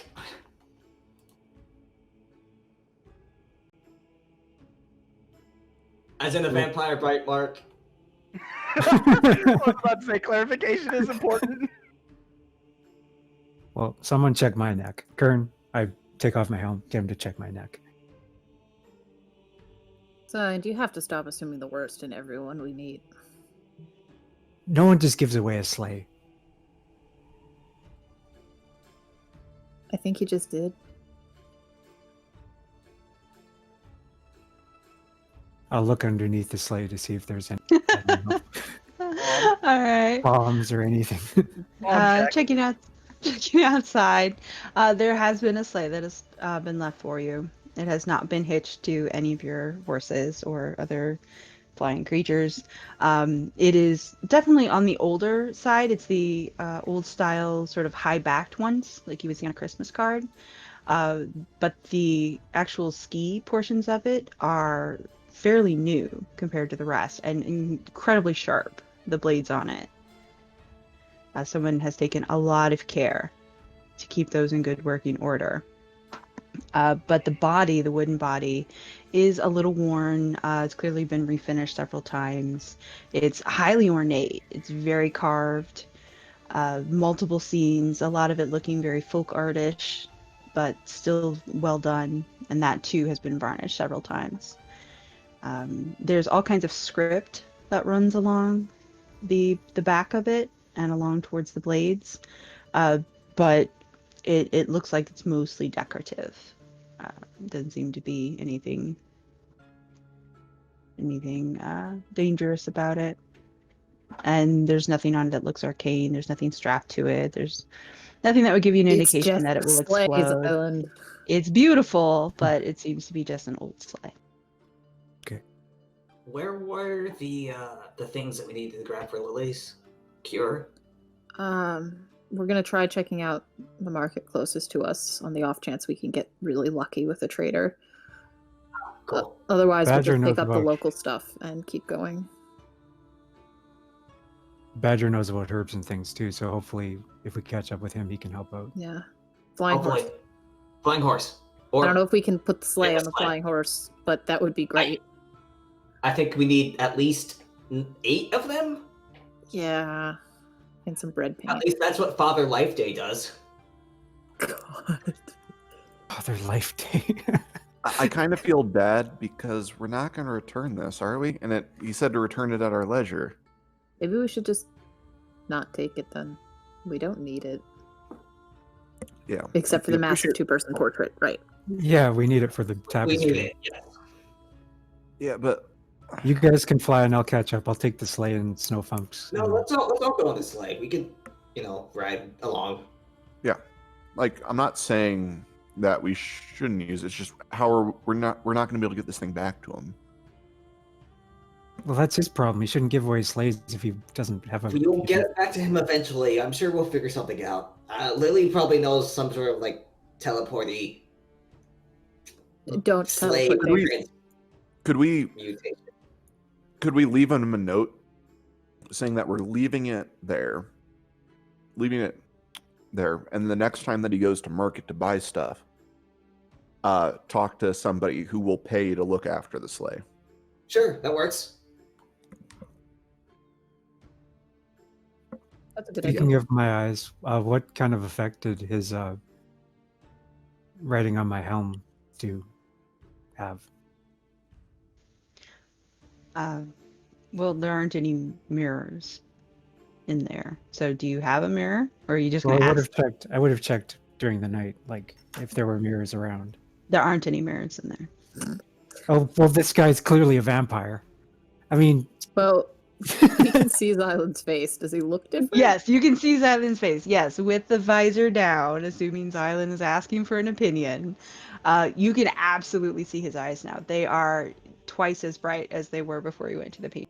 And what happens if Xylund, pull your visor up? I want to see what happens. pull my visor up. Does he have beam eyes now if you pull that up? No, they're not beam eyes, but they are definitely a brighter shade. Remember, they were silver before, and they're still silver, but the intensity is turned up. They're not quite headlights, but it is a noticeable difference. They are brighter in color. So you know the John grief is you gave me about the silver marks on my arms, Xylund? Yeah, this is different. This has a Uh-huh. purpose. I'll put the visor down. See, like if you didn't know me, this would be terrifying. I look like there could be anything in here. I could be a skull with like weird silver fire eyes in here. You wouldn't know. It's awesome. Oh, I was just gonna Cal shake has her the light head. source now? Or is it not quite so aggressive? What was that? Does he count as a light source now? Oh, No, he's definitely not a light source, unfortunately. But it would definitely be an intimidating sight. He is correct in that. It would definitely be intimidating if you didn't know who he was. Yeah, it's a little unnerving. we behind need to his find visor. someone else to interrogate so that I can test this out.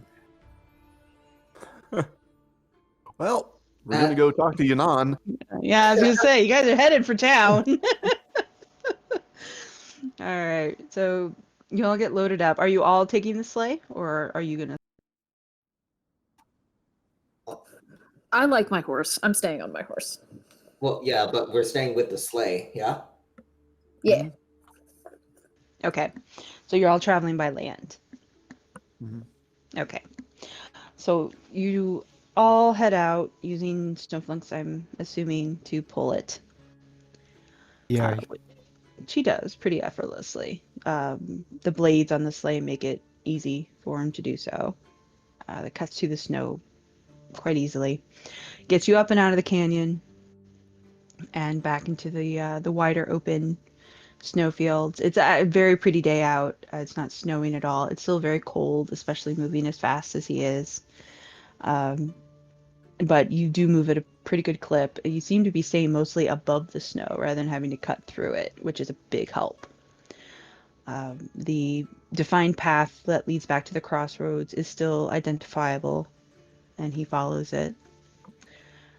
You again coming across the crossroads where you first found the mutilated corpse. This corpse is now gone, along with the bits of smashed wagon that you initially saw when you were here. The beaten bits of metal that dangle from the trees, still there, still fluttering in the breeze, but everything else is missing. Continuing on, as you head back to Soulskin, getting closer and closer to the town. Again, it does take you the vast majority of the day. So twilight's already begun to set by the time you guys start to see the sort of the skyline, such as it is, and the collective chimney smoke of the houses. But the path there, that wide road between the caverns, between the mountains, that's been carved out, is completely clear of snow as opposed to the surrounding areas, and is lined with lit torches and other braziers, massive things, several feet in diameter, with high roaring fires in them. So as soon as you are able to get into that little canyon, the going is even faster. This is the same road that you were barred from before for the festival, the ones where you took pot shots from the temple. Wow. See. Mm-hmm. So you can continue down the main road, the clear road, or you can try to find another way into the town, which is going to be a little craggier and more difficult and not really conducive to a sleigh. Let's go down the main road, I guess. Yeah. What's the worst that can happen? We all die. Oh, All Now that right. I said it, it won't happen. You continue down the main road. There seem to be a lot of people. Once you get about halfway down, you see the upper spires of the Temple of Essen there on the left-hand side. And there are a lot of people that are still kind of milling about that area. Some of them are very identifiably priests, but others seem to be common folk. About 75% just seem to be town folk that are up on the road and also in the square in front of the temple itself. So you do have to slow down as you get closer to allow for the traffic. Most people will part to let the cart pass and don't seem to think there's anything out of the ordinary with a sleigh traveling down that road. There's not quite the festival feel that there was before. It just seems to be more of a general mulling about sort of thing. Folks are sitting around talking, congregating, but it definitely doesn't have the ritualized feel that it did the first time you arrived in Soulskin. At the absolute bottom of the path, it opens once again to the official market square of Soulskin, still stuffed to the brim with traders and travelers and other folks. There's still that sense of festival here, but it is more of a market day sort of thing, as opposed to a religious festival. Fewer clerics, a lot more shoppers. It's loud and kind of chaotic, and there's the mix of smells of herbs and meat and a lot of people in a small space, livestock and the things that come with that. Yes, very cramped, very chaotic down here. But again, the crowd does mostly part for a carriage of your size, and don't seem to give you much of a glance as you hit the market square itself. But you are once again within the confines of Soulskin. Hey, we didn't die. before we left, I did write a note saying that we were gonna leave the sleigh at the inn in Solskin. There's an inn, right? Yes. And that we're gonna pay the proprietor there to look after it and return it to the butler when he comes asking for it.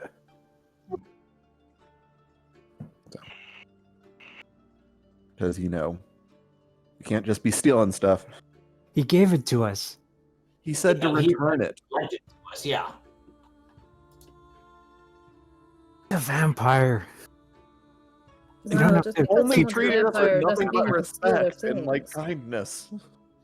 Even if he is a vampire, he's a classy vampire, and you can respect that. All vampires are classy. Not all vampires. Hashtag not all vampires. I don't know why he didn't suck our blood. It seems like a missed opportunity. You seem disappointed. Well, Do you feel like your blood isn't good enough? Is this what's going on here? I would wish the other shoe had already dropped. I'm waiting for the catch to show itself. It's a sleigh. There's no catch on a sleigh.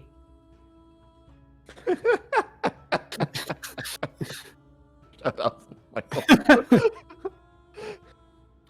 Was that a pun? I wasn't trying to make one, but Yeah. I guess yeah. All right. Well, All right, folks. What are you gonna do? Let's We need to find go to the someone who market sells and find- plants. Plants? and we should Evening probably roots. try to find Badger as well. Also Badger. And I'll I'll head to the inn. I'll head to the inn as well to settle up our thing. So, I've got 14 electrum pieces on me. That's like I half have of the gold. 0 money thanks to that frickin' crown, but let's go shopping anyway. I can get like 2 gold probably to watch this thing until they come back. That's a pretty good amount of money, yeah. What did Okay. you guys spend Huge on your- amount of money. How about a You gold? probably don't need that much. Yeah, let's do a gold. I was gonna say, yeah, a gold is a No. vast amount of. Not enough so that they'll just run away and retire off of it. Yeah, this is a very small town. While the traders may have quite a bit of money on them, the actual townsfolk are pretty poor. I mean, okay. Yeah, I mean, I'll give the innkeep a gold to watch out and return it. Okay. All right, so Xylund and Kern are headed to the inn, and Lana and Davynn, you guys are shopping. Is that I'll be correct? with us. He's a plant person. What? I couldn't make you out, sorry. Hildreth should probably be with us because he's a plantish person. Yes, Yes. we'll bring Hildreth to help keep us from getting scammed. Okay. All right. then. If he shows up. He's here, he's just quiet. He's very quiet. He's not good in social, but he tries. Yeah. Okay, so we'll start with the shopping. Since that is closer, as Xylund and Kern head for the inn, you guys can start shopping. Now, there are quite a few stalls. There aren't very many that deal with herbs per se. There are some. There's Imna, who you talked to before. She's the half-elf.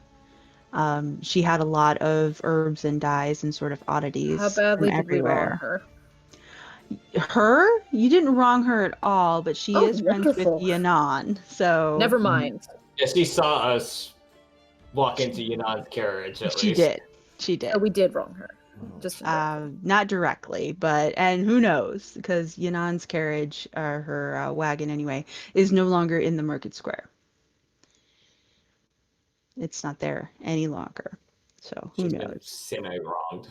All right, well, let's go up to her and then see how wronged we are. Okay.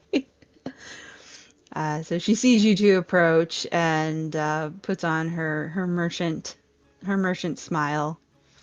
Yeah, you guys have a tendency to, yeah. But yes, she greets you with a smile and it's like, oh, my best customers. I was glad to see you back. I thought you'd left town already. Not quite. Well, yes, we have, but also we're back. Well, that's good. We haven't closed up shop for the year. Is there anything I can interest you in on this lovely day? I will make a copy of our herb list and hand it over to her. Do you That. happen to know where we could get any of these? And she looks at it. Well, some of these are local. These top two here, they're very common. They're used in cooking. I've got plenty of that I can sell you for a good price. This middle one, she starts to dig through her boxes. I do have a little bit of that. Not as moderately priced, but I have it. This one here, and she points to the fourth herb down. We call this pottle, and it usually don't have it for sale. It's used almost exclusively by tanners. So you might want to check with them. Thank you. We have a tanner in town, but he's by Wonderful. the inn. He doesn't have a stall. He'll probably sell you some, but don't let him scam you. I mean, he's a good enough guy, but you know, silver's a silver. So she looks at it. Well, these last two, they don't come from here. And she points at one, and she said, "We call this one Silver Skin. It's from way south, way south. So unless you're planning on a very long vacation, you'll have to get that from, well, the only person I can think of is Yanan." Oh no. Oh And boy. she looks Oh. mildly uncomfortable, as if she knows exactly why you might not want to talk to Yanan, but she's not willing to have that discussion right now. You happen to know where Yanan is? Well, she packed up not long after y'all left. I think if she hasn't left town, she's at the inn. She mentioned something about not feeling up to the festivities this year. But she is the only one I know who deals with anything that far south. She doesn't care for the cold, so. And what Yeah. about the last one? Well, she might have that too, although it is rarer. Those two are from across the sea. I don't think any shop here will have them for you. But, and she points to you, Davynn, that dye that you got comes from the same area. It comes from Estersea, and that's where I got your dye. So she might have them. Sweet. Works for me. Let's go Let's- find Yanan. Let's start Yeah, with go the make a hard one. friend. Do you want do you want the other three? Yes, I can please. give you- Okay. Yes, How much What'll be did the you? bill on those? Did I get any No, it's just a list. estimate? No, it's Oh. just a list. It doesn't have any quantities attached to it. I will ask for like the cost per ounce of the more expensive of the three. Well, I only have about an ounce of that one, and that will run you about 5 silvers for the whole thing I'll if just you want to buy the entire Sure. amount. Yeah, deal. and can I get an ounce of the others too? Oh, yeah. I'd say maybe another silver. I can give you an ounce of both of them. I will put the money down. Okay. And she gets that around, and she's got little glass jars that she just puts everything in and stoppers it up and slides them across the little table of her booth. Yep, there you go. Thank you. We really appreciate it. It's always a pleasure to do business with you. Did you lose like all your money? Don't ask about it. I could cover the costs because I did can it. cover the. I'm gonna need you when we have to talk to Yanan and the tanner. I don't have money. Yeah, I figured we might want to go. I do have 2 gems. We should sell those. But Mhm. first, let's go talk to Yanan. Oh, I guess I could sell this crimson dye.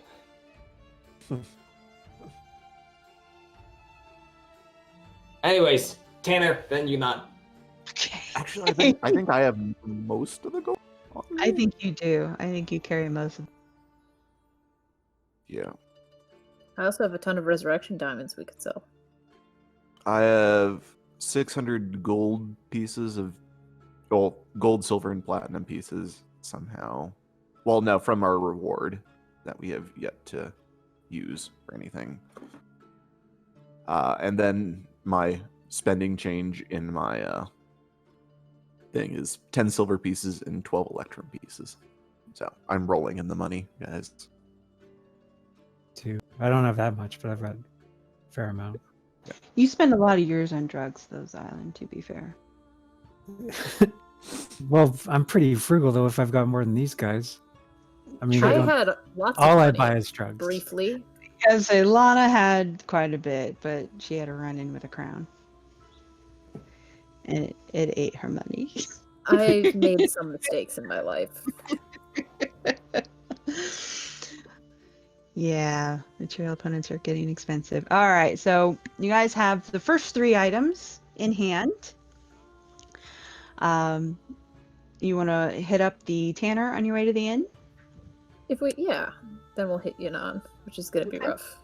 Yeah, because I think Kern and Xylund are going to Yeah, Kern and Xylund are going to beat you there, so it's going to be even That's rougher. gonna be bad. So you can just burn that bridge before we get there. How dare you? So headed back towards the inn, because again, the town is not very big and it's not very complicated. The tanner is just off the town square with the massive owl statue.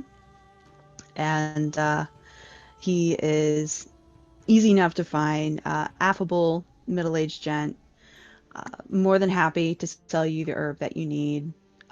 He does a big show of pondering the price and pondering the quantity, and but it's clearly a show. Like, negotiation is not this man's strong suit. And eventually he admits that he could probably come off with about half an ounce for, well, 2 silvers. Screw it, I guess. I'm Yep. down. Yep, let's do that. Cool. All right. He hands it off to you just in a pouch. It's just a silvery powder, looking mildly surprised that he was able to pull off his cunning ruse, but is pleased with the transaction nonetheless. So you guys now have 4 of 6. And we will cut over to Kern and Xylund, who have wandered over to the inn, which is called the Ambushed Angel. And you guys are welcome to go inside. Yunnan's cart is definitely, or her wagon rather, is definitely parked outside, along with a gaggle of other horses and various forms of transport. The inn is completely packed. Windows are already ablaze. You can hear people inside. Whatever it is, there's a crowd and a half going on. And again, Yunnan's wagon with its blue canvas is pretty identifiable. It's also empty. And all of her livestock is tied up to the end of it. On the sign to the inn, is there a picture of an ambushed angel? No, the picture or the signage of the inn is actually a large swooping owl that hangs out over the door. God damn these owls! It's a massive, it's almost like the figurehead on the prow of a ship. Like, it's huge, and it sticks out, and it's got its wings spread over the entirety of the door. The building itself looks very old, as does the statue, but there is no signage on it that actually says Ambushed Angel. It's just on when you enter the inn itself. It's carved over the bar. So, we're going in first to talk to Badger, find out what his goals are here. Then we'll find Yunnan. And what do we want to know from Yunnan? She was the one that traded a mirror to the hags. Right? Actually, I need to talk to Iria real quick. Would you mind if we went into whispers really quick, Iria? Yeah, that's fine. Okay, I'll be right back. Ooh. Uh-oh. I'm sure that's fine. I'm sure everything's fine. Everything's fine. This is not fine. Guys, I don't want to be a cat forever. We're working on it. We're halfway there. I'm sorry. The thing is like, if we can't get it from Yunnan, we just fucking like travel to Greylock in 6 seconds, and we can buy Oh, stuff. right, we can do that. Yeah, I can teleport us I all back refuse to to have you Greylock. be a cat All right, as- yes. a second longer than you have to be.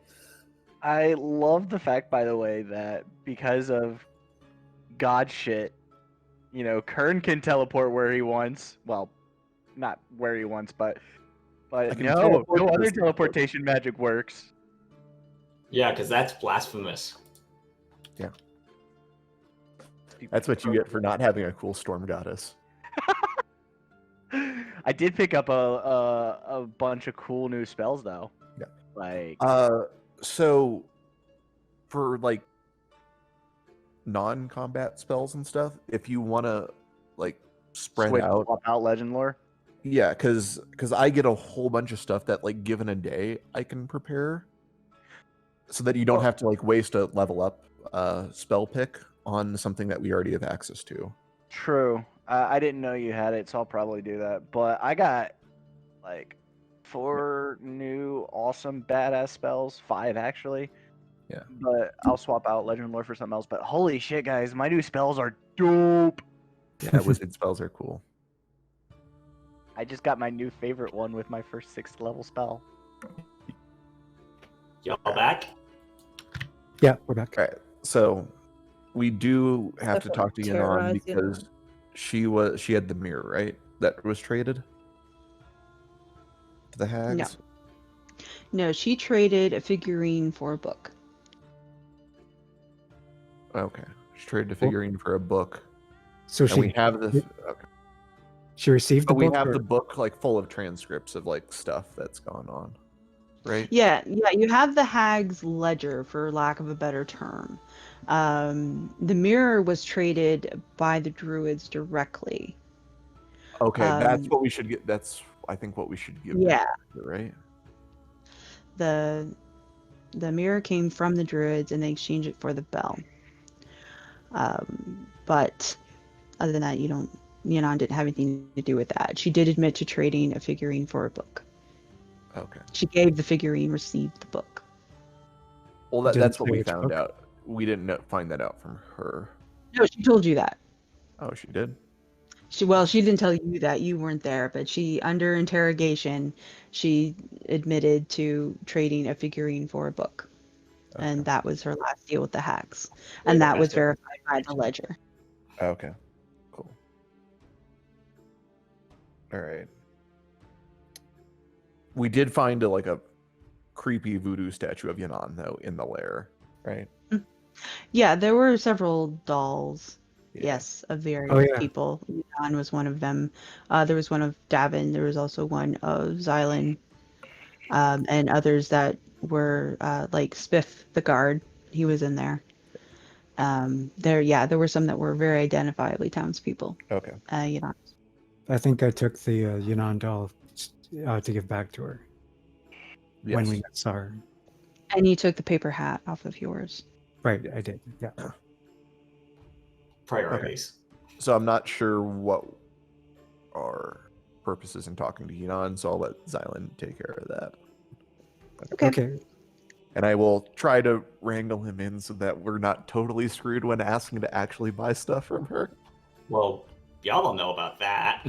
I Yeah, know. unfortunately, you guys don't know about that part yet. I know. I know.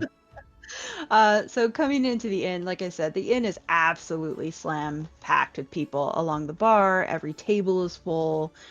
There is a musician that's been sort of crammed into the far corner. He's playing some sort of violin.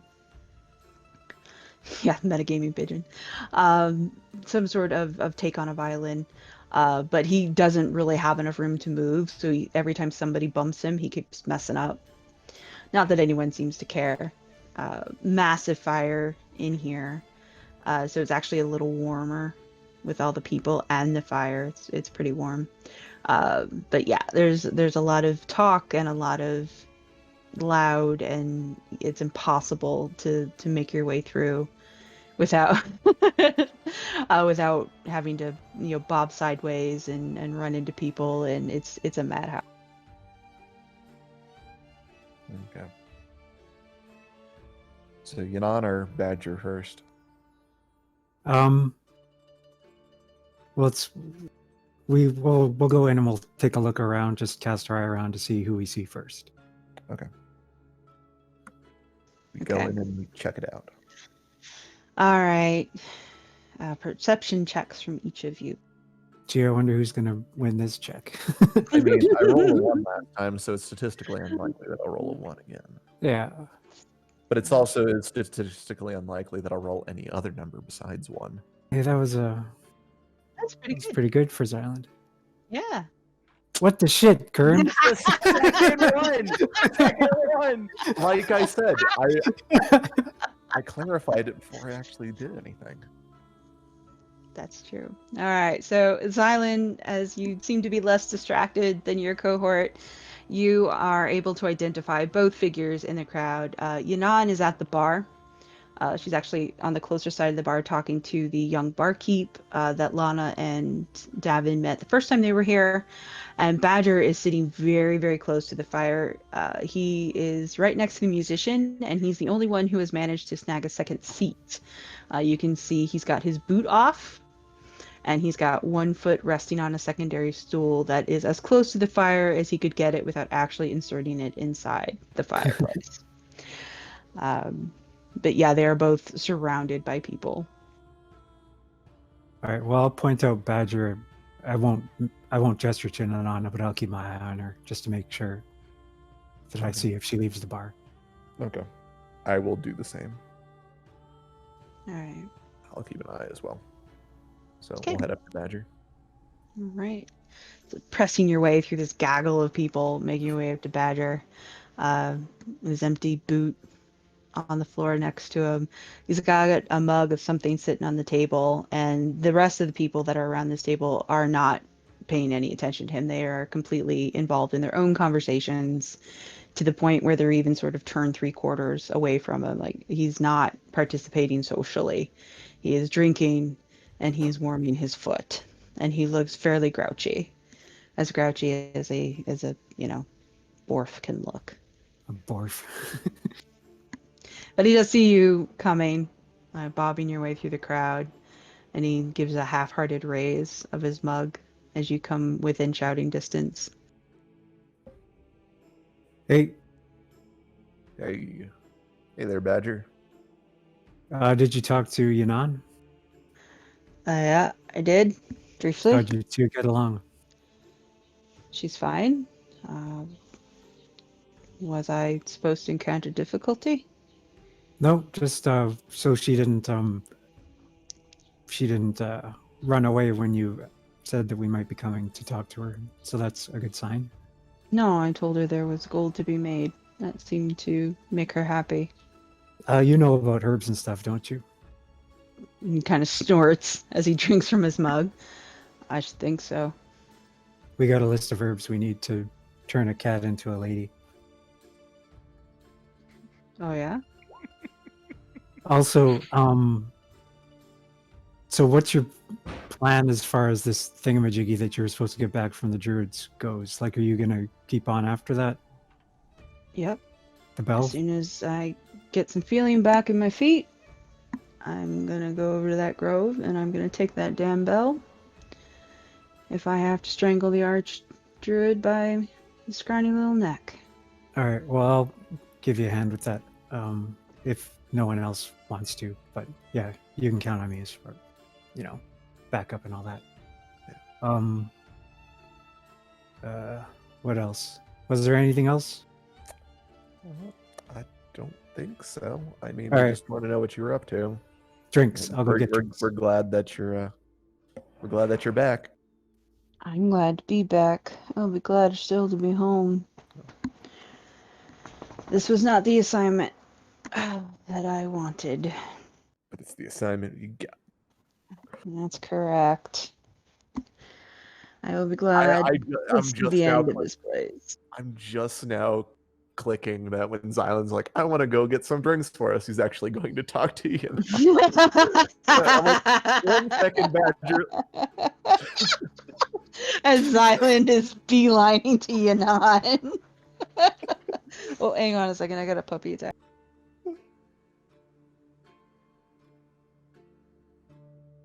Okay. My puppy. All right. This puppy needs affection. She's also trying to pull my headset off. All right. So Xylund is beelining across the bar to where Yanan is sitting, her back to you. Not purposefully, but she's chatting with the young kid, barkeep. He looks up as you approach the bar, Xylund, and offers you a drink.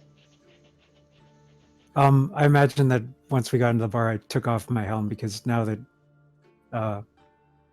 my eyes glow, it's a little bit too freaky to just be wearing around all the time.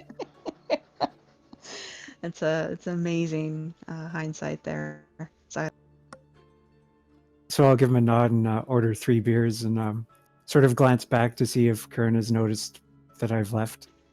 Kern is still chatting momentarily with Badger, but the jig could be up at any second. So I'll sort of casually reach over and tap Yanan on the shoulder while I'm waiting for my drinks. She looks up at you. I was told you have a proposition. You Right. have 10 seconds. Well, it's basically to do with well, I couldn't help but notice that you had that Lirinel thing on you last time. 5 seconds. Right. Well, I've got another Lirinel thing that you might be able to shed some light on, and also I'll be willing to pay for your counsel, but I can't talk right now. I'll meet up with you later. Fine. All right. So I'll glance back at the table to see if they're still. And Kern has cotton to your cunning ruse as your beers are brought to the counter, and Yanan turns back to her mug. Oh, also Conversation over. another beer for the lady here. I'll say to the bartender. And he starts to nod and then kind of like glances over at her like, okay.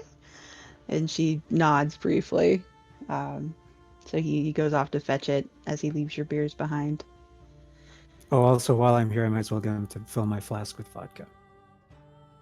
Potato ale. Come on. Potato ale. ale.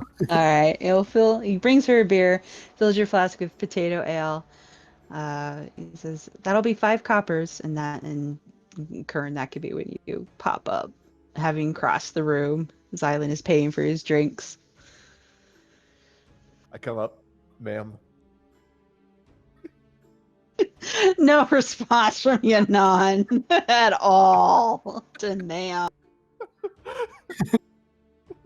I don't think she's a ma'am kind of lady. What? I mean, I'm just trying to show respect.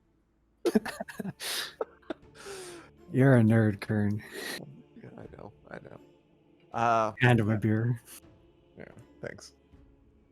Hey, so I know we weren't exactly on the best of terms when we left, put it mildly. But we got something for you that was once yours that can now be yours again. I guess a show of good faith. Like I don't know, do we want to give her that doll back? Oh, yeah. I'll rummage in my pack and pull out the doll. Here, we found this in a haggler. Yeah. She takes it, pretty gingerly, like just barely with her fingertips, and pushes it back into you, Xylund, with surprising force for a lady who's been drinking. Well, now they can't do voodoo on you. Aren't you happy?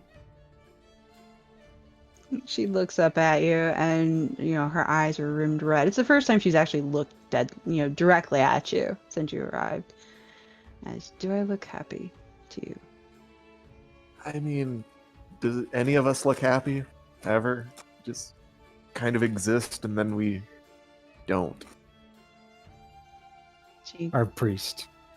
She drinks the rest of her beer, just knocking back the remaining contents, puts the mug down, puts down a silver piece. Slides it to the kid.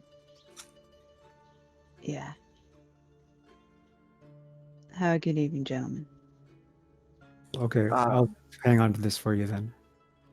Okay.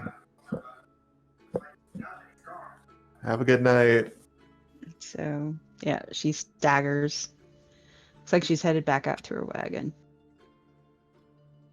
Well, I'm not sure what we were supposed to accomplish, but I think we did it. No, I think we fucked up. She seems like she's leaving now. I'm gonna go head out and just... You hang back, Kern. I'll just make sure she's not taking off on us. Okay. All right. Leaving Kern in the barn and staggering outside. Yanan is attempting to undo the back of her wagon unsuccessfully. She's clearly been drinking for some time, and it does not sit well with her. So did we upset you? That wasn't the intent. Ooh. She looks up, goes back to yanking at the back end of her wagon, apparently unable to work the latch that will free it. No, you didn't upset me. Well, what are you upset about? I'm just very tired, and I would like to go home.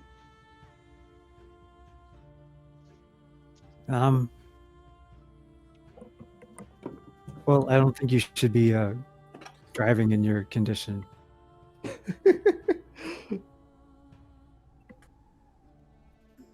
I agree. Which is Oh, why so you're I would just like gonna- to go to sleep. Okay. Yes. All right. Well, I'll be out later tonight. Maybe after you've had a little shut eye to talk about what we talked about earlier just now. And how much are you paying me for my counsel again? I don't know. Depends what your counsel is, I guess. It depends on how much you pay me, I guess. Well, we'll say, how about 5 gold minimum? She seems to mull that over. I suppose we can work with that. All right, you get some sleep and sober up. Do you want me to send out some coffee? No. All right. So Xylund turns to go as Yanan tugs fruitlessly on the back door of her wagon. I can. And do you want some help with that? no, I can do this. No, I'm fine. I'll I'm venture out the fine. back door for wagon 4. It's not that it's stuck. It's just that it's latched.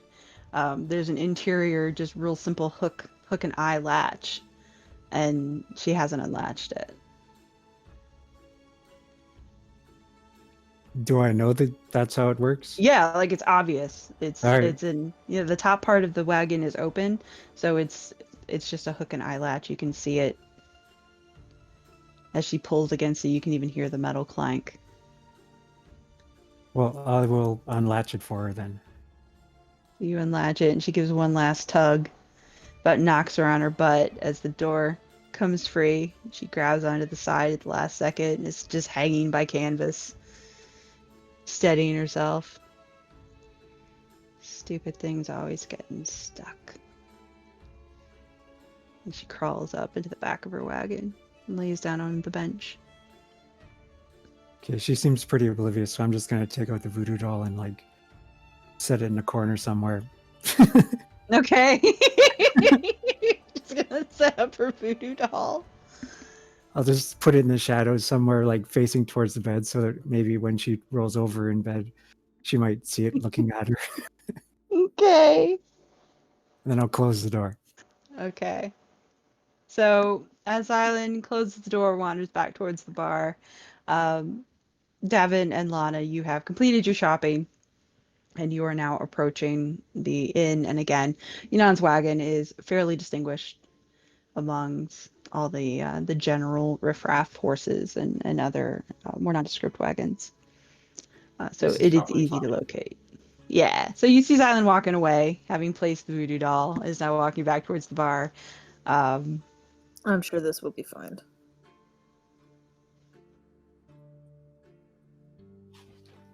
Hey, Xylund. Was that who? That was you know, you were just talking to, yeah? Yeah, she's pretty drunk. She's sleeping it off. Oh, cool. I guess. Why did you guys want to talk to her? I mean, yeah, we need to buy some things from her. You should probably wait until morning. She's pretty cranky right now. I don't want her to not be here in the morning. Why? I didn't do anything. She's just really drunk.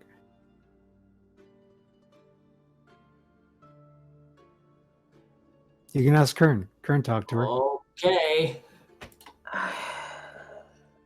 We'll see what happens. Yeah. Do we wake her up, I guess? I think we should. Your funeral. Yeah, we know.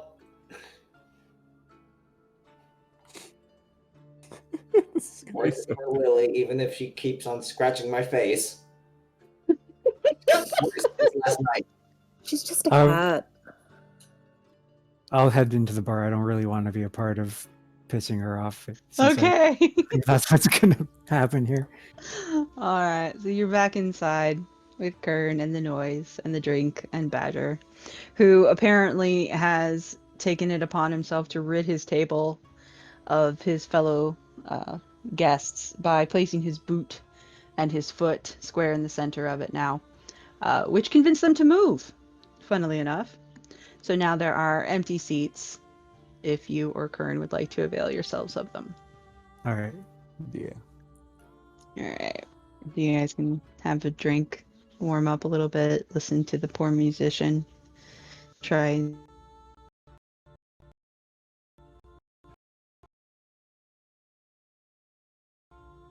Yep. Yeah, that's the best way to put it, I guess. All right. I mean, our end goal is to get stuff for Lily, not. Oh, okay.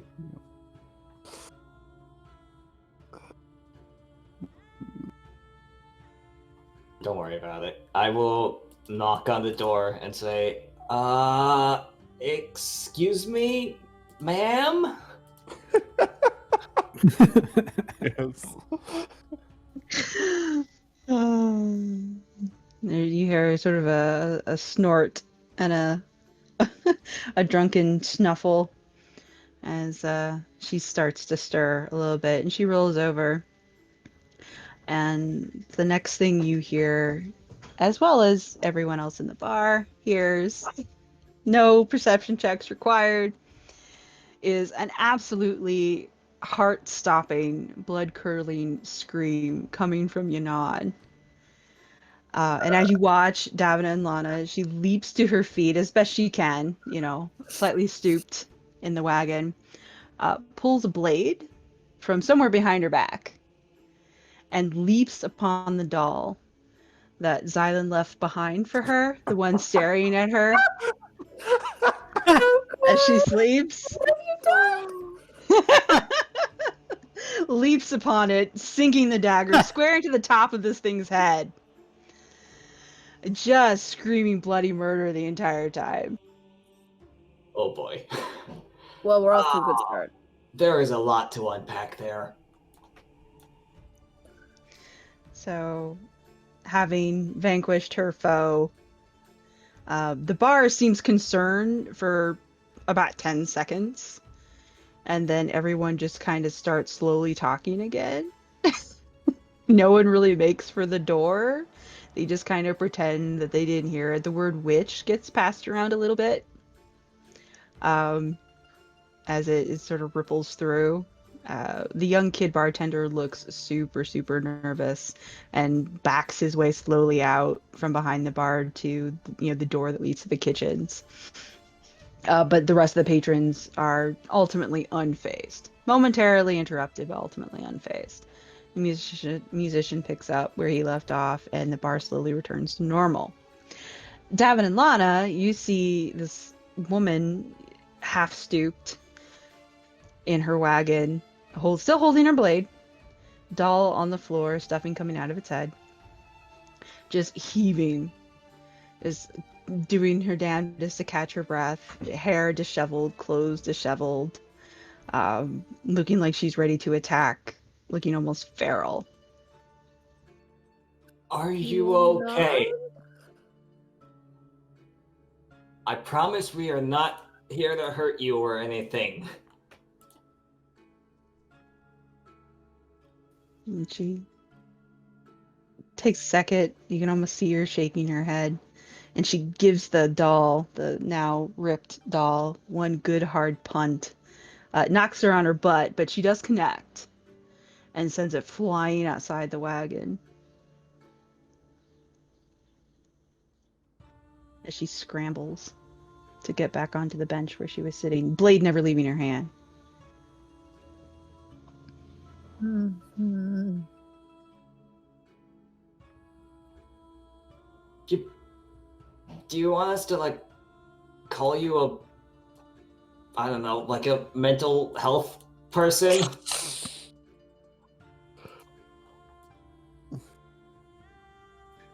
And she takes a few breaths more. I'm fine. I'm fine. She looks blearily up at the two of you. What do you want? You sure? Yes. We would like to buy something from you, if that is possible. And we will pay you extremely well and then never talk to you again. I would like that. Ma'am. Ma'am. I would like both of those things very much. Perfect. What do you need? I will name the 2 herbs that are missing from our list. Okay. Those are rare. We know. We came to you because we know you're the person to ask. I have some. Not a lot. It's hard to get it across the sea. Spoils quickly, but I have some. She sets her knife down on the bed for a moment to lean forward and open up one of the built-in chests across the way, and then thinks the better of it and grabs the knife again as she continues to rifle through the compartment, eventually coming out with another box which opens into 5 or 6 more boxes inside of it. And as she keeps going through this, nesting box of boxes, she eventually comes out with 2 fairly small vials, potion vials, basically. Just standard test tube size. And in the bottom of one, there looks like black sand. And in the bottom of the other, it could be coral. Almost, it's got that same coloring and that same sort of breaking structure, but it's in a singular piece, like a stick. It's not crushed up at all. These are what you need. All right. How much would you normally charge for these? Depends on how I felt that day. She kind of laughs to herself. Still has her knife in her hand. Concerned. And how do you feel today? She just doesn't move her head. She just shifts her eyes, fixing her gaze on you for a second. Knife point catching the rising moon.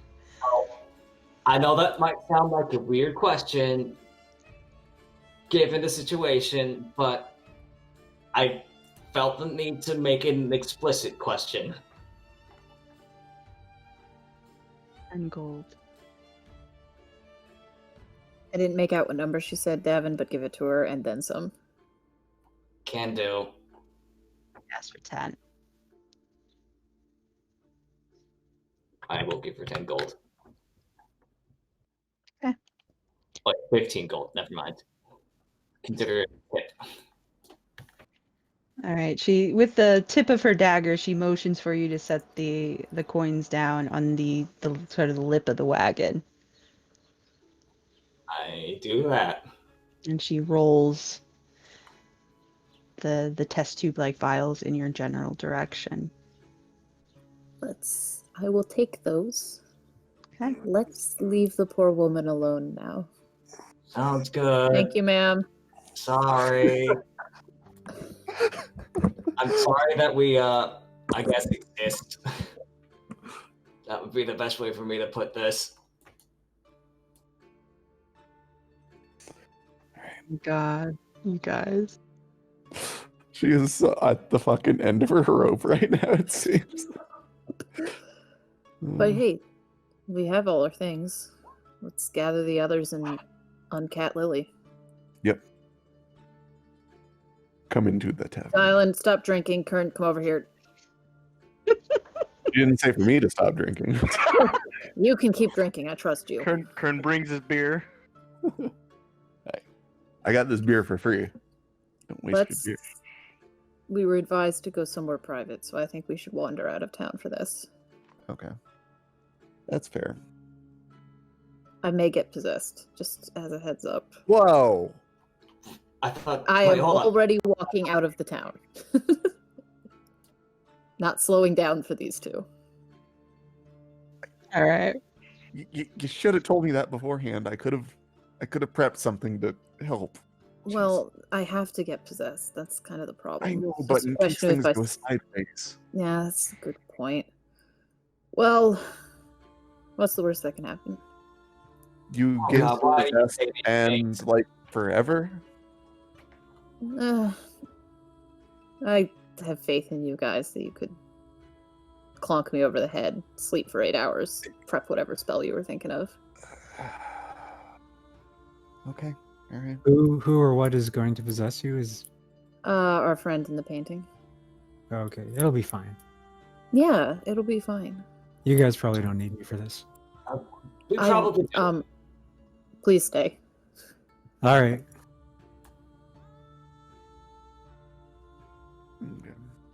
Okay. So we're heading out of town. Yes. All right. One Leaving the angry tavern. cat under the arm. Wondering. That's not how you carry a cat. Xylund, as you pass Yunan's wagon, you see the poppet that you left so lovingly behind in the middle of the of the mushy, snowy street. Its head has been ripped open, and there is a mild snoring sound coming from inside the wagon. Okay, I gotta just hang on a sec, guys.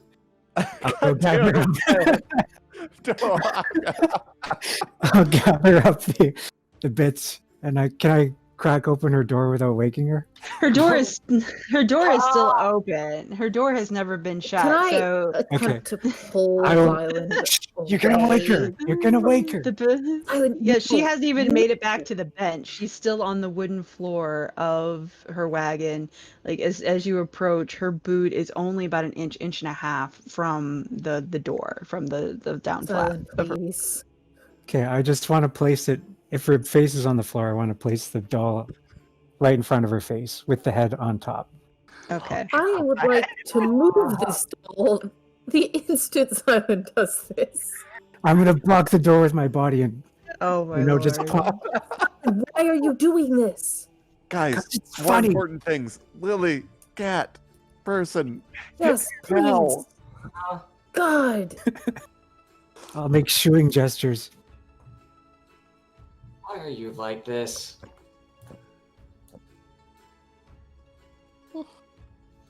Oh my lord. Mean. Torturing this poor You're woman. calling me mean? You poop on everyone's doorsteps. You made that guy shit Kern, himself. help me but they help me deserved pull this it. man. All right. So the poppet has been removed once again with Mage Hand. As you all wander out of town. What is the mage hand doing with the poppet? Relocating it face down where she left it.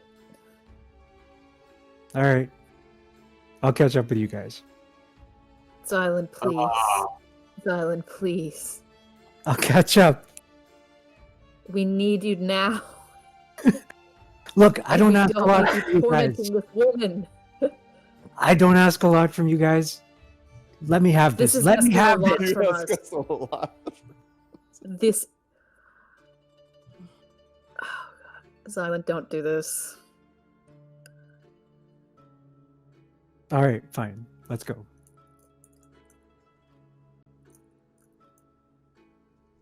I will lag behind the others as we head off. Okay. I don't think I'm gonna let you do that. I mean, let's just get this thing with Lily done. All right. Again, it's doll. It's a doll. It's doll sized, like a child's doll. Is it like the size of the puppets in Final Fantasy 14? No, not those puppets.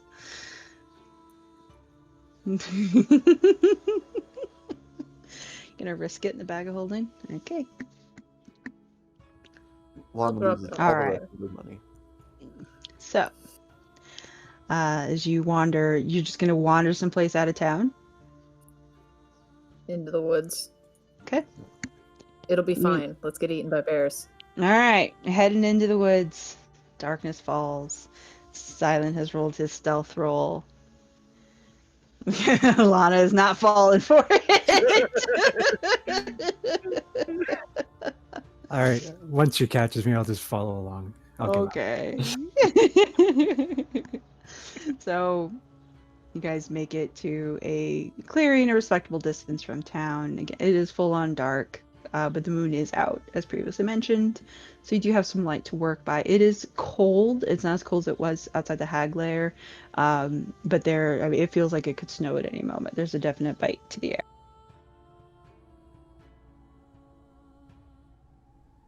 Let's do this. Yeah. Alright. Be careful. I mean, I was gonna say that anyways, but you know. Do my best. Yeah. Next time you're gonna put your life in danger and do this stuff, let us know. I mean, I did, didn't I? Preferably more than 5 minutes in advance. No. That's Um, fair. I will get out our 6 herbs that we have and say the words. I'm going to use my divine sense after she says the words to see if I can sense exactly what this Tarkil dude is. Or Okay. even if I can sense him. Okay. So she says the words, and there's a moment where it seems like everything stands still, where the crickets stop for just a second, just enough so that you notice the eerie silence, and then picks right back up.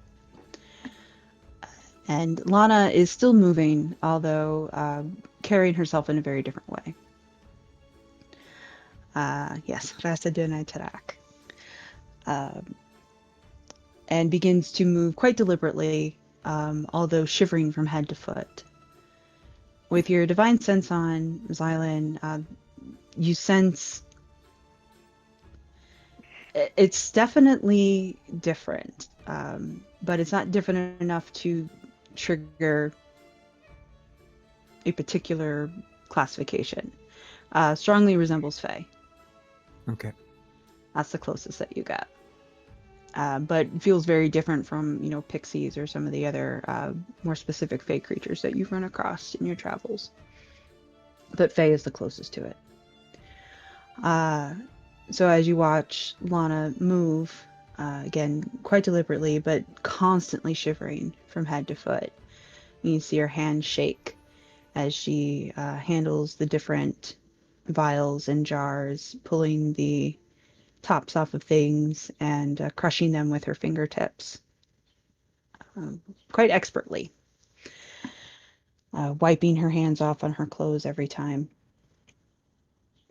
And she looks up and addresses the group, and the voice that comes out is mostly Lana's voice, but it's not entirely Lana's voice. There's a second echoey component to it.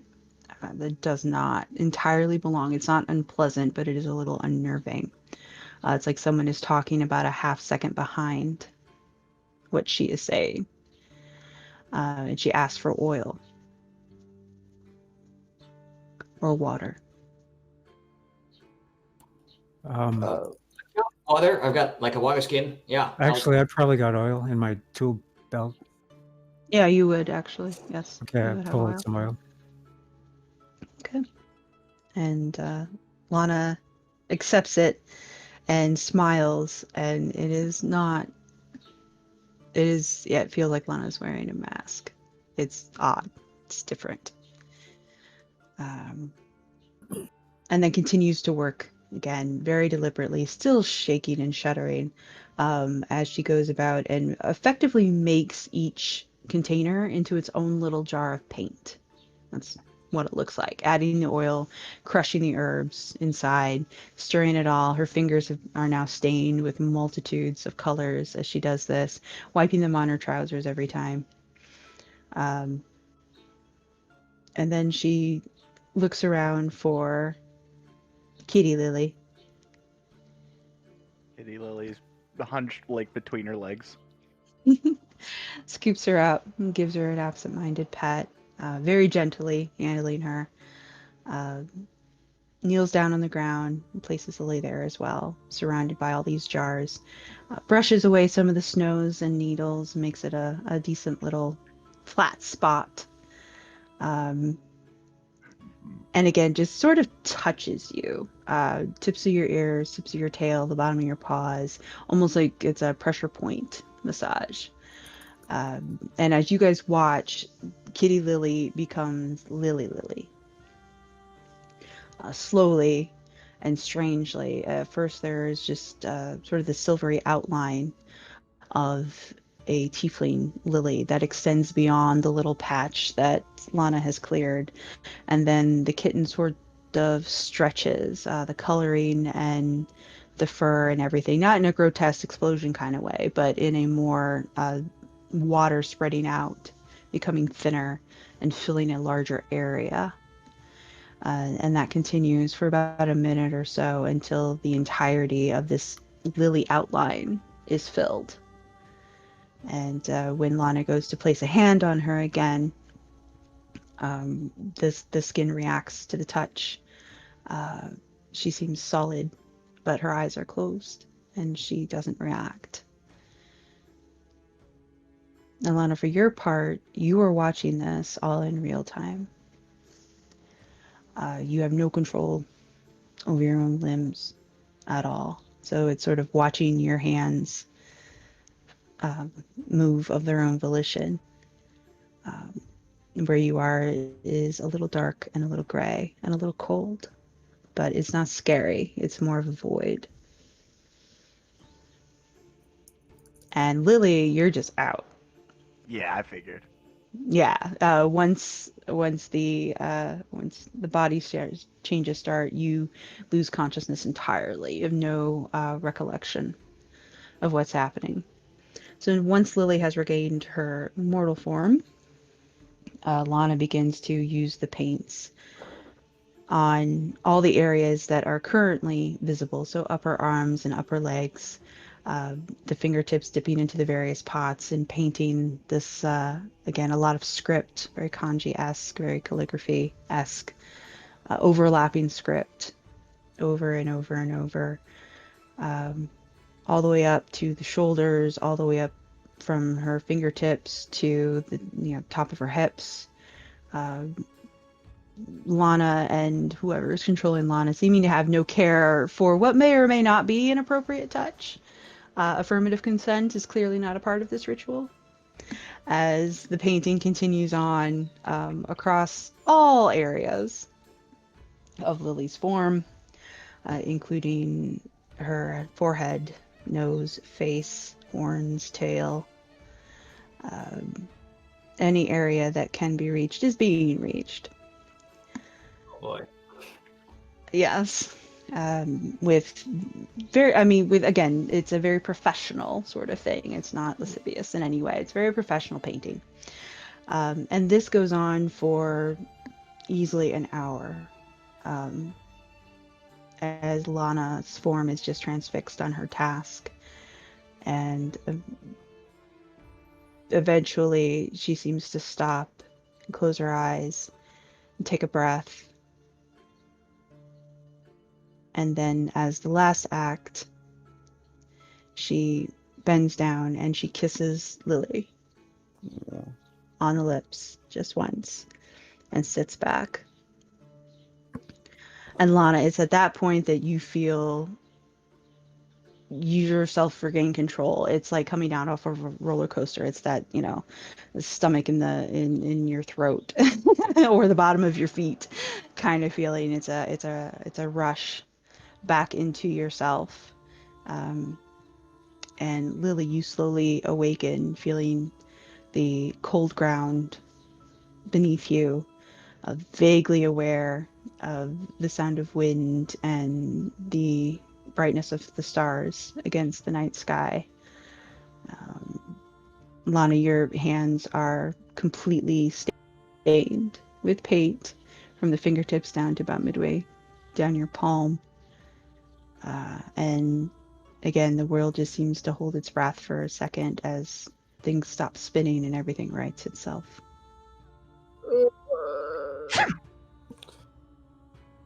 Yeah, okay. Lili? Lili just slowly pushes herself up, just kind of blearily blinking around, squinting at everybody.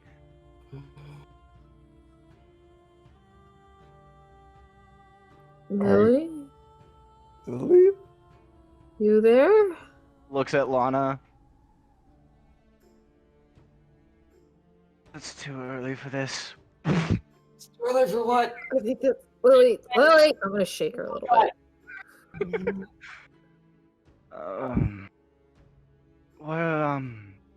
What's going on? Welcome back. You were a cat for a long time. I'm gonna pick her up and hug her. Oh, Please. yes, I know.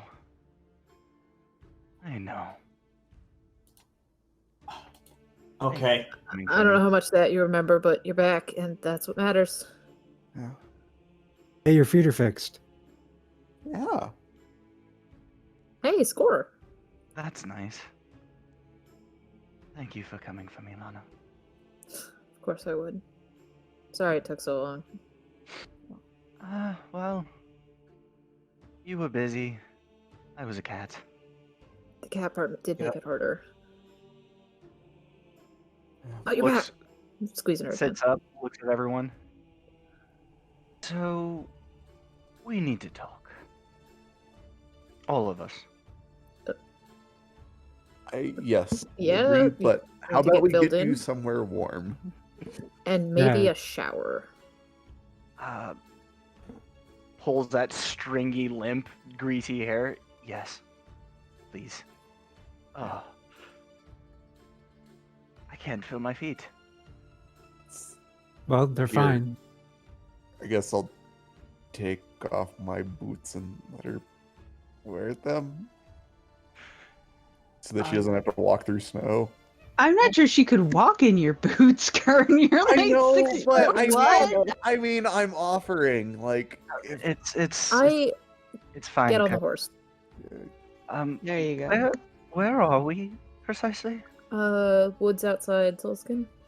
Anywhere important? we're up in the north. Okay, well, shall we then? I will Warmth. haul Lili onto that horse. Okay.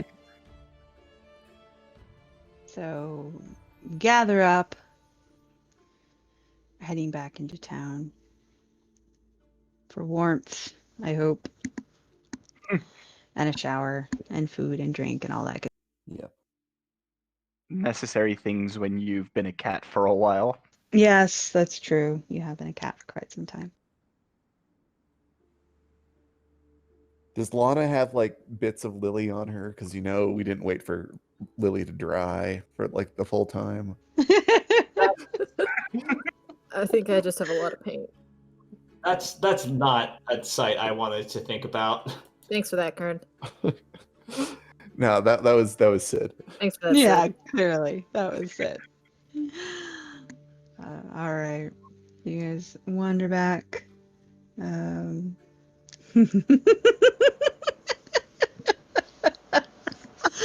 Xylund continuing. Oh, come on. I feel like that's rolled at disadvantage. Yeah. Still a I would, 17. yeah.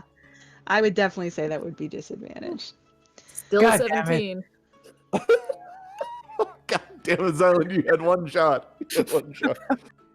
Now he Okay. missed his. Well, Yeah. Everyone goes inside. Dirty, bedraggled. The inn is still obviously roaring. Badger's nowhere to be seen. But the inn is still pretty packed. Lily's still shivering, Yeah. sniffling a bit. They're not in the middle of the inn, Lana. Jeez. This is still a world that doesn't like magic.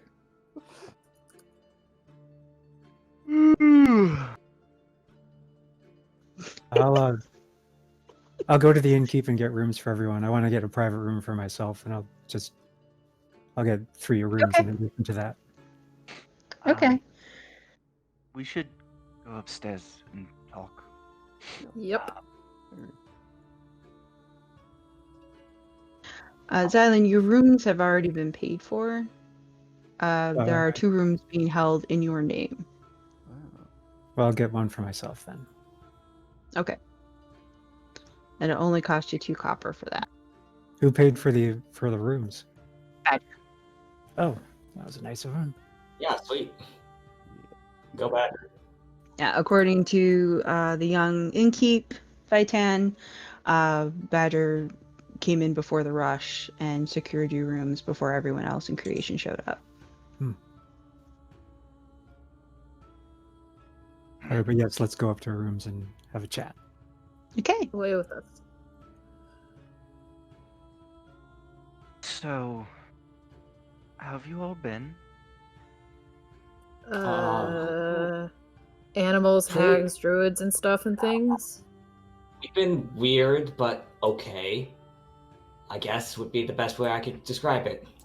Less mortal danger than we were in before all this happened. Oh, good. We were looking for you for a while. Long while. Then we kind of forgot for a little bit, but then we remembered. I mean, we were doing our best. to So find- that's not. Lily starts patting down herself, looking for her cigarette case. Finds it, hopefully. I still have all of my stuff, right? Well, you have your cigarette case. Well, that's good enough.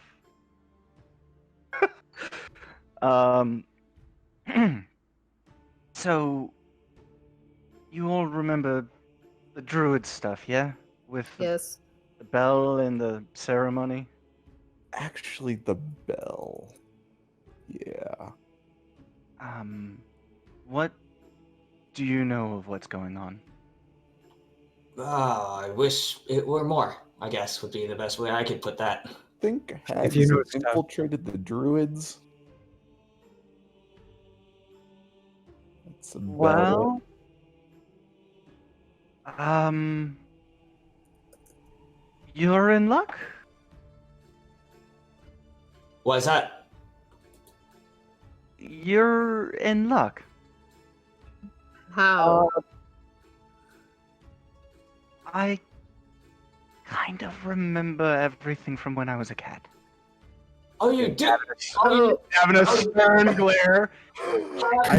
I immediately look to Lavin and Lana and Davynn, just start and get up and to walk to the corner of the room to stop like from laughing. Lily, why didn't you? Say something? Perhaps because I was a cat.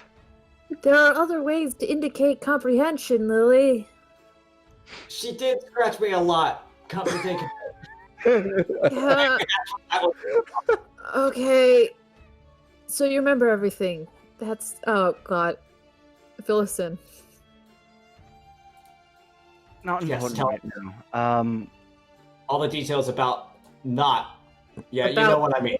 And the Not- hags. Well, I remember waking up in that realm,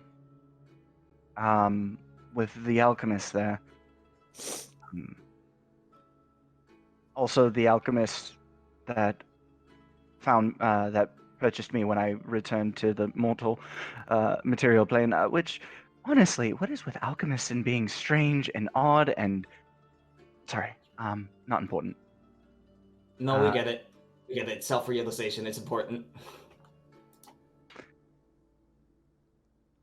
So, you don't know a whole lot about what was going on, right? How about you That- tell us yeah. what you know, and then we'll tell you what we know. So, that realm, the alchemist, he talked to himself a lot and read aloud a lot, so I was able to pick up quite a bit.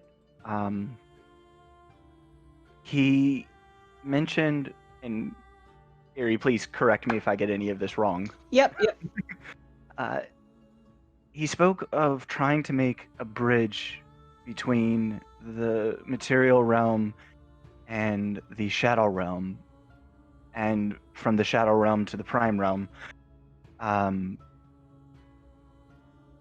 Is something to do with the glamored, and the bell, it creates a bridge between that realm and the individuals who are attuned to the bell. They were the ones in comas in a cave. They were more compatible, I guess. They would create this bridge, slowly becoming possessed over time and exposure, until eventually he could create a grand bridge or a permanent bridge or something more stable between the material realm and that realm. Even those who the bell worked on, brought back from the dead or cured of illness, they weren't as compatible and would eventually die from it. So, Okay, so the ones that weren't compatible, they were turned into animals and sold just as a cover-up? I don't know exactly why they were turned into animals besides glamored things. The souls, Standard. the souls, in that shadow realm were also turned into animals and just kept around for reasons, experiments, something along those lines. Am I forgetting anything? I think that was everything. Yeah, pretty much. The animals that you all encountered in the alchemist realm were basically the souls, the spirits of the people from the prime material. So the animals in the prime material were like placeholders. They were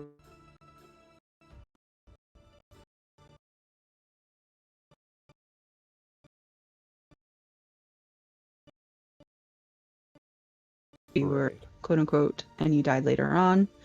You were compatible and made you a coma case, as Lily described, or you were turned into an animal and your soul was trapped in the shadow with the alchemist. So they were trying to make a bridge from that alchemist shadow realm to our realm, or Correct. With the hopes of expanding the experiment to being a bridge to beyond his realm. But yes. so ultimately they were trying to make a bridge to the glamored realm was the end goal.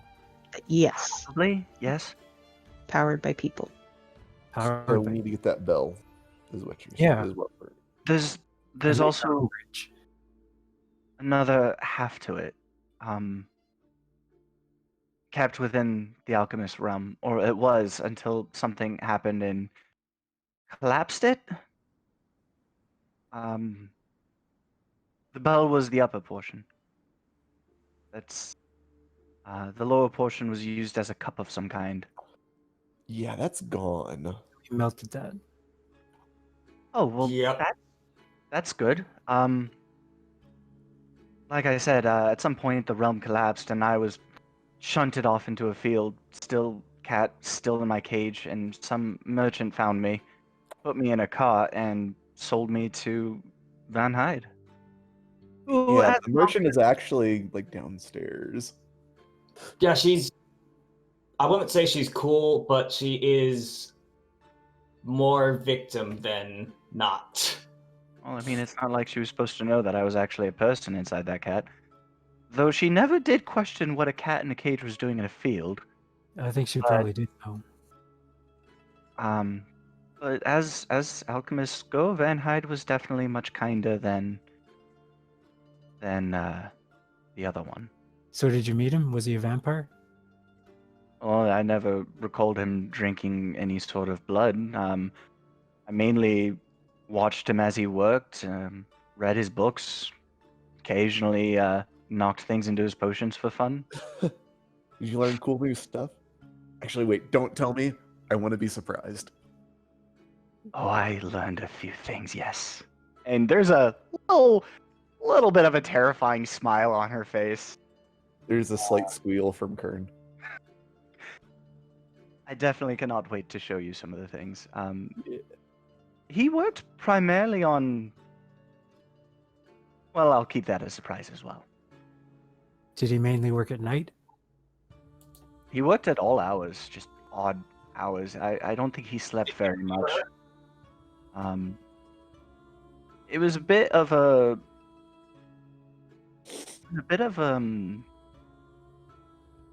sleep when he can't stay awake anymore, and then wake up whenever he does and continue working.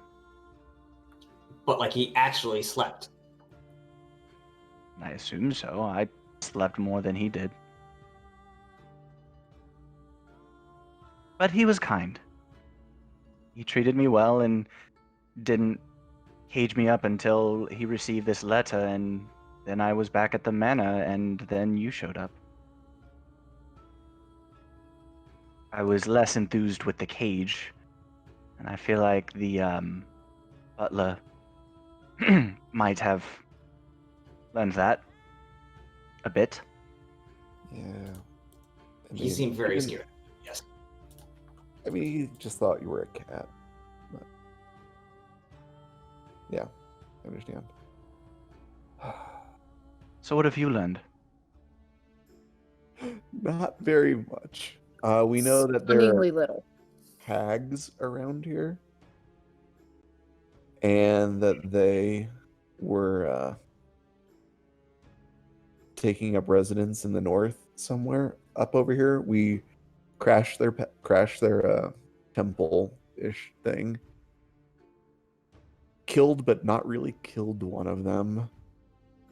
And know that they had talks with the druid circle up here. Or they might have, like... It's weird. That druid circle, the alchemist was very, very adamant that they get that bell. Like, very adamant. That the druids get the bell? Mm-hmm. I thought they already had the bell. I thought they already had. They do, but it was very important to them that they have it. To bring the glamour across? I don't think it was to bring the glamour across, to create the bridge. I don't know what they want that bridge for, but So, Maybe did I that. go over here. so you know how we came up here to get Badger, right? Badger needs that bell for the... Well, as something- long as he's something. not planning on using it, then I think I would be far more comfortable with him having it than the circle he'll have having it. Yeah, because they're just healing people and they're dying like immediately afterwards, right?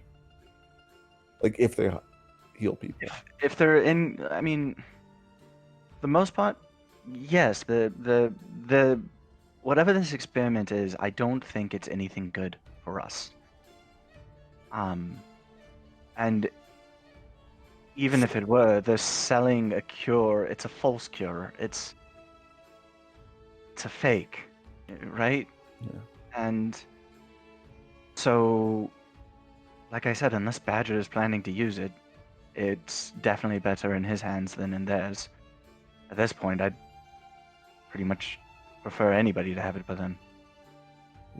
Yeah, agreed. Yeah. Yep. We're all on the same page here. Well, luckily, Badger's on his way over there, so we'll have two extra bodies now that Lily's back. Yeah, Yes. we can all take off in the morning, I guess, and start heading back over there. Yeah. I look Works. forward to expressing my displeasure with circumstances. Yeah. Lily, it's so great to have you back. I hope that we can put anything that might have happened behind us. Speaking of things that might have happened, Davynn, can I have a word with you? Yes. I'm going to follow those two. I'm going to take advantage of the general confusion to go put the puppet in front of. Oh my God. Do not make me stealth. You're totally distracted. You are following them. So distracted by your embarrassment. Yeah, fine. As Lily and Davynn go into a different room, Lily is going to. Can I? Let's see. Is gonna like really quickly shut the door before Lana can come in and lock it with. I am right outside that door. So before you say anything, Let me speak, please. Go ahead. And then as a second, oh, do I not have? I don't have silence. Whoops. Ha! Okay. Well, that's fine. I don't care if Lana hears this.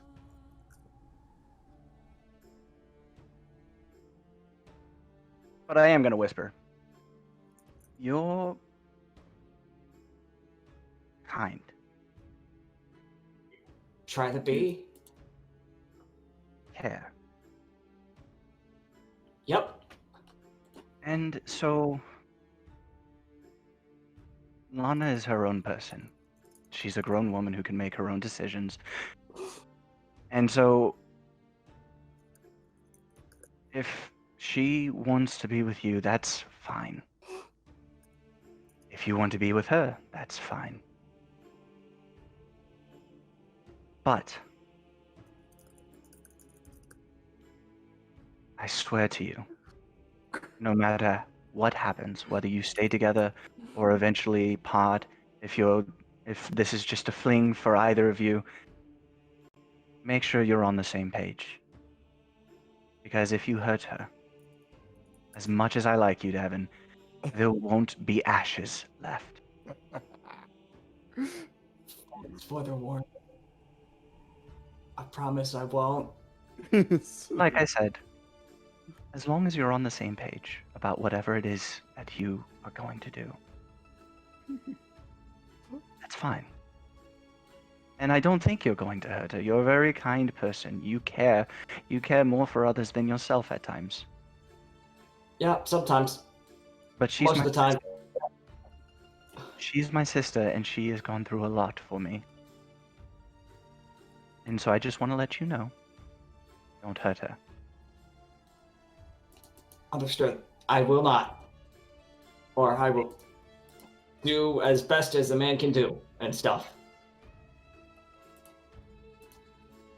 That's all I ask. And I'm sure there will be fights. I'm sure there will be misunderstandings. Just make it right.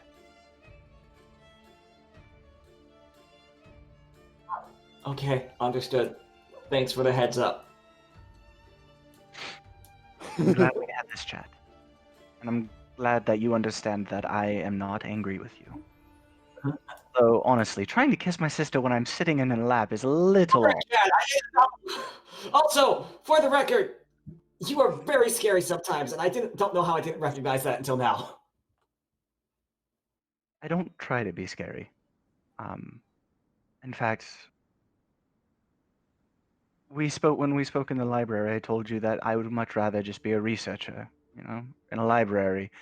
working with potions and left alone, but we don't always get what we want, right? Yeah, fair enough. And like I said, Davin, I do like you. You are very kind, and you were one of the Yeah, first people to kind. be kind. You don't have to be afraid anymore. I'm sorry, I can't help it. You as a person and a force of destruction too much. But I do. You were one of the first people who didn't look at me as if I was something to be cursed. So I do like you, and I think you and Lana are fairly adorable together. Oh. Well, thanks. But it is my familial duty to warn you. I appreciate it. And let's go before Lana breaks the door down. And Sounds good. I'll release the lock on the door and waltz out casually, just walking back to my room. All right, Xylund, you are headed out to the parking lot to your puppet trick. Yeah, I'll as they're listening at the door, I'll just, skulk off. And, yep, stick the puppet in front of her face. As you get to the parking lot, Yanan is apparently awoken, violently ill, is hanging off the edge of her caravan, being poorly on the street. Oh. How are you doing there? She looks up at you and spits. Is this your visit? No. Come to No, ask I'm you just questions? No, we can do that later once you're feeling a little bit better. I plan to be gone by dawn. Yeah, I'll come down here shortly before dawn then. You get a little bit more sleep. Whatever you say. She crawls back into her caravan, closing the door behind her. I will pick up the puppet and put it in my pack for future shenanigans. For future shenanigans? I'm sure I can find another use for it now that I know how she's going to react to it. Yeah, she murdered it. Okay. So everyone is back. Everyone has their rooms. Everyone is warm and caught up. Everyone has their snooze. Lily sleeps like the dead. I was going to say, you guys have been on the run for a while. At least you're all together again. Yay. Huzzah.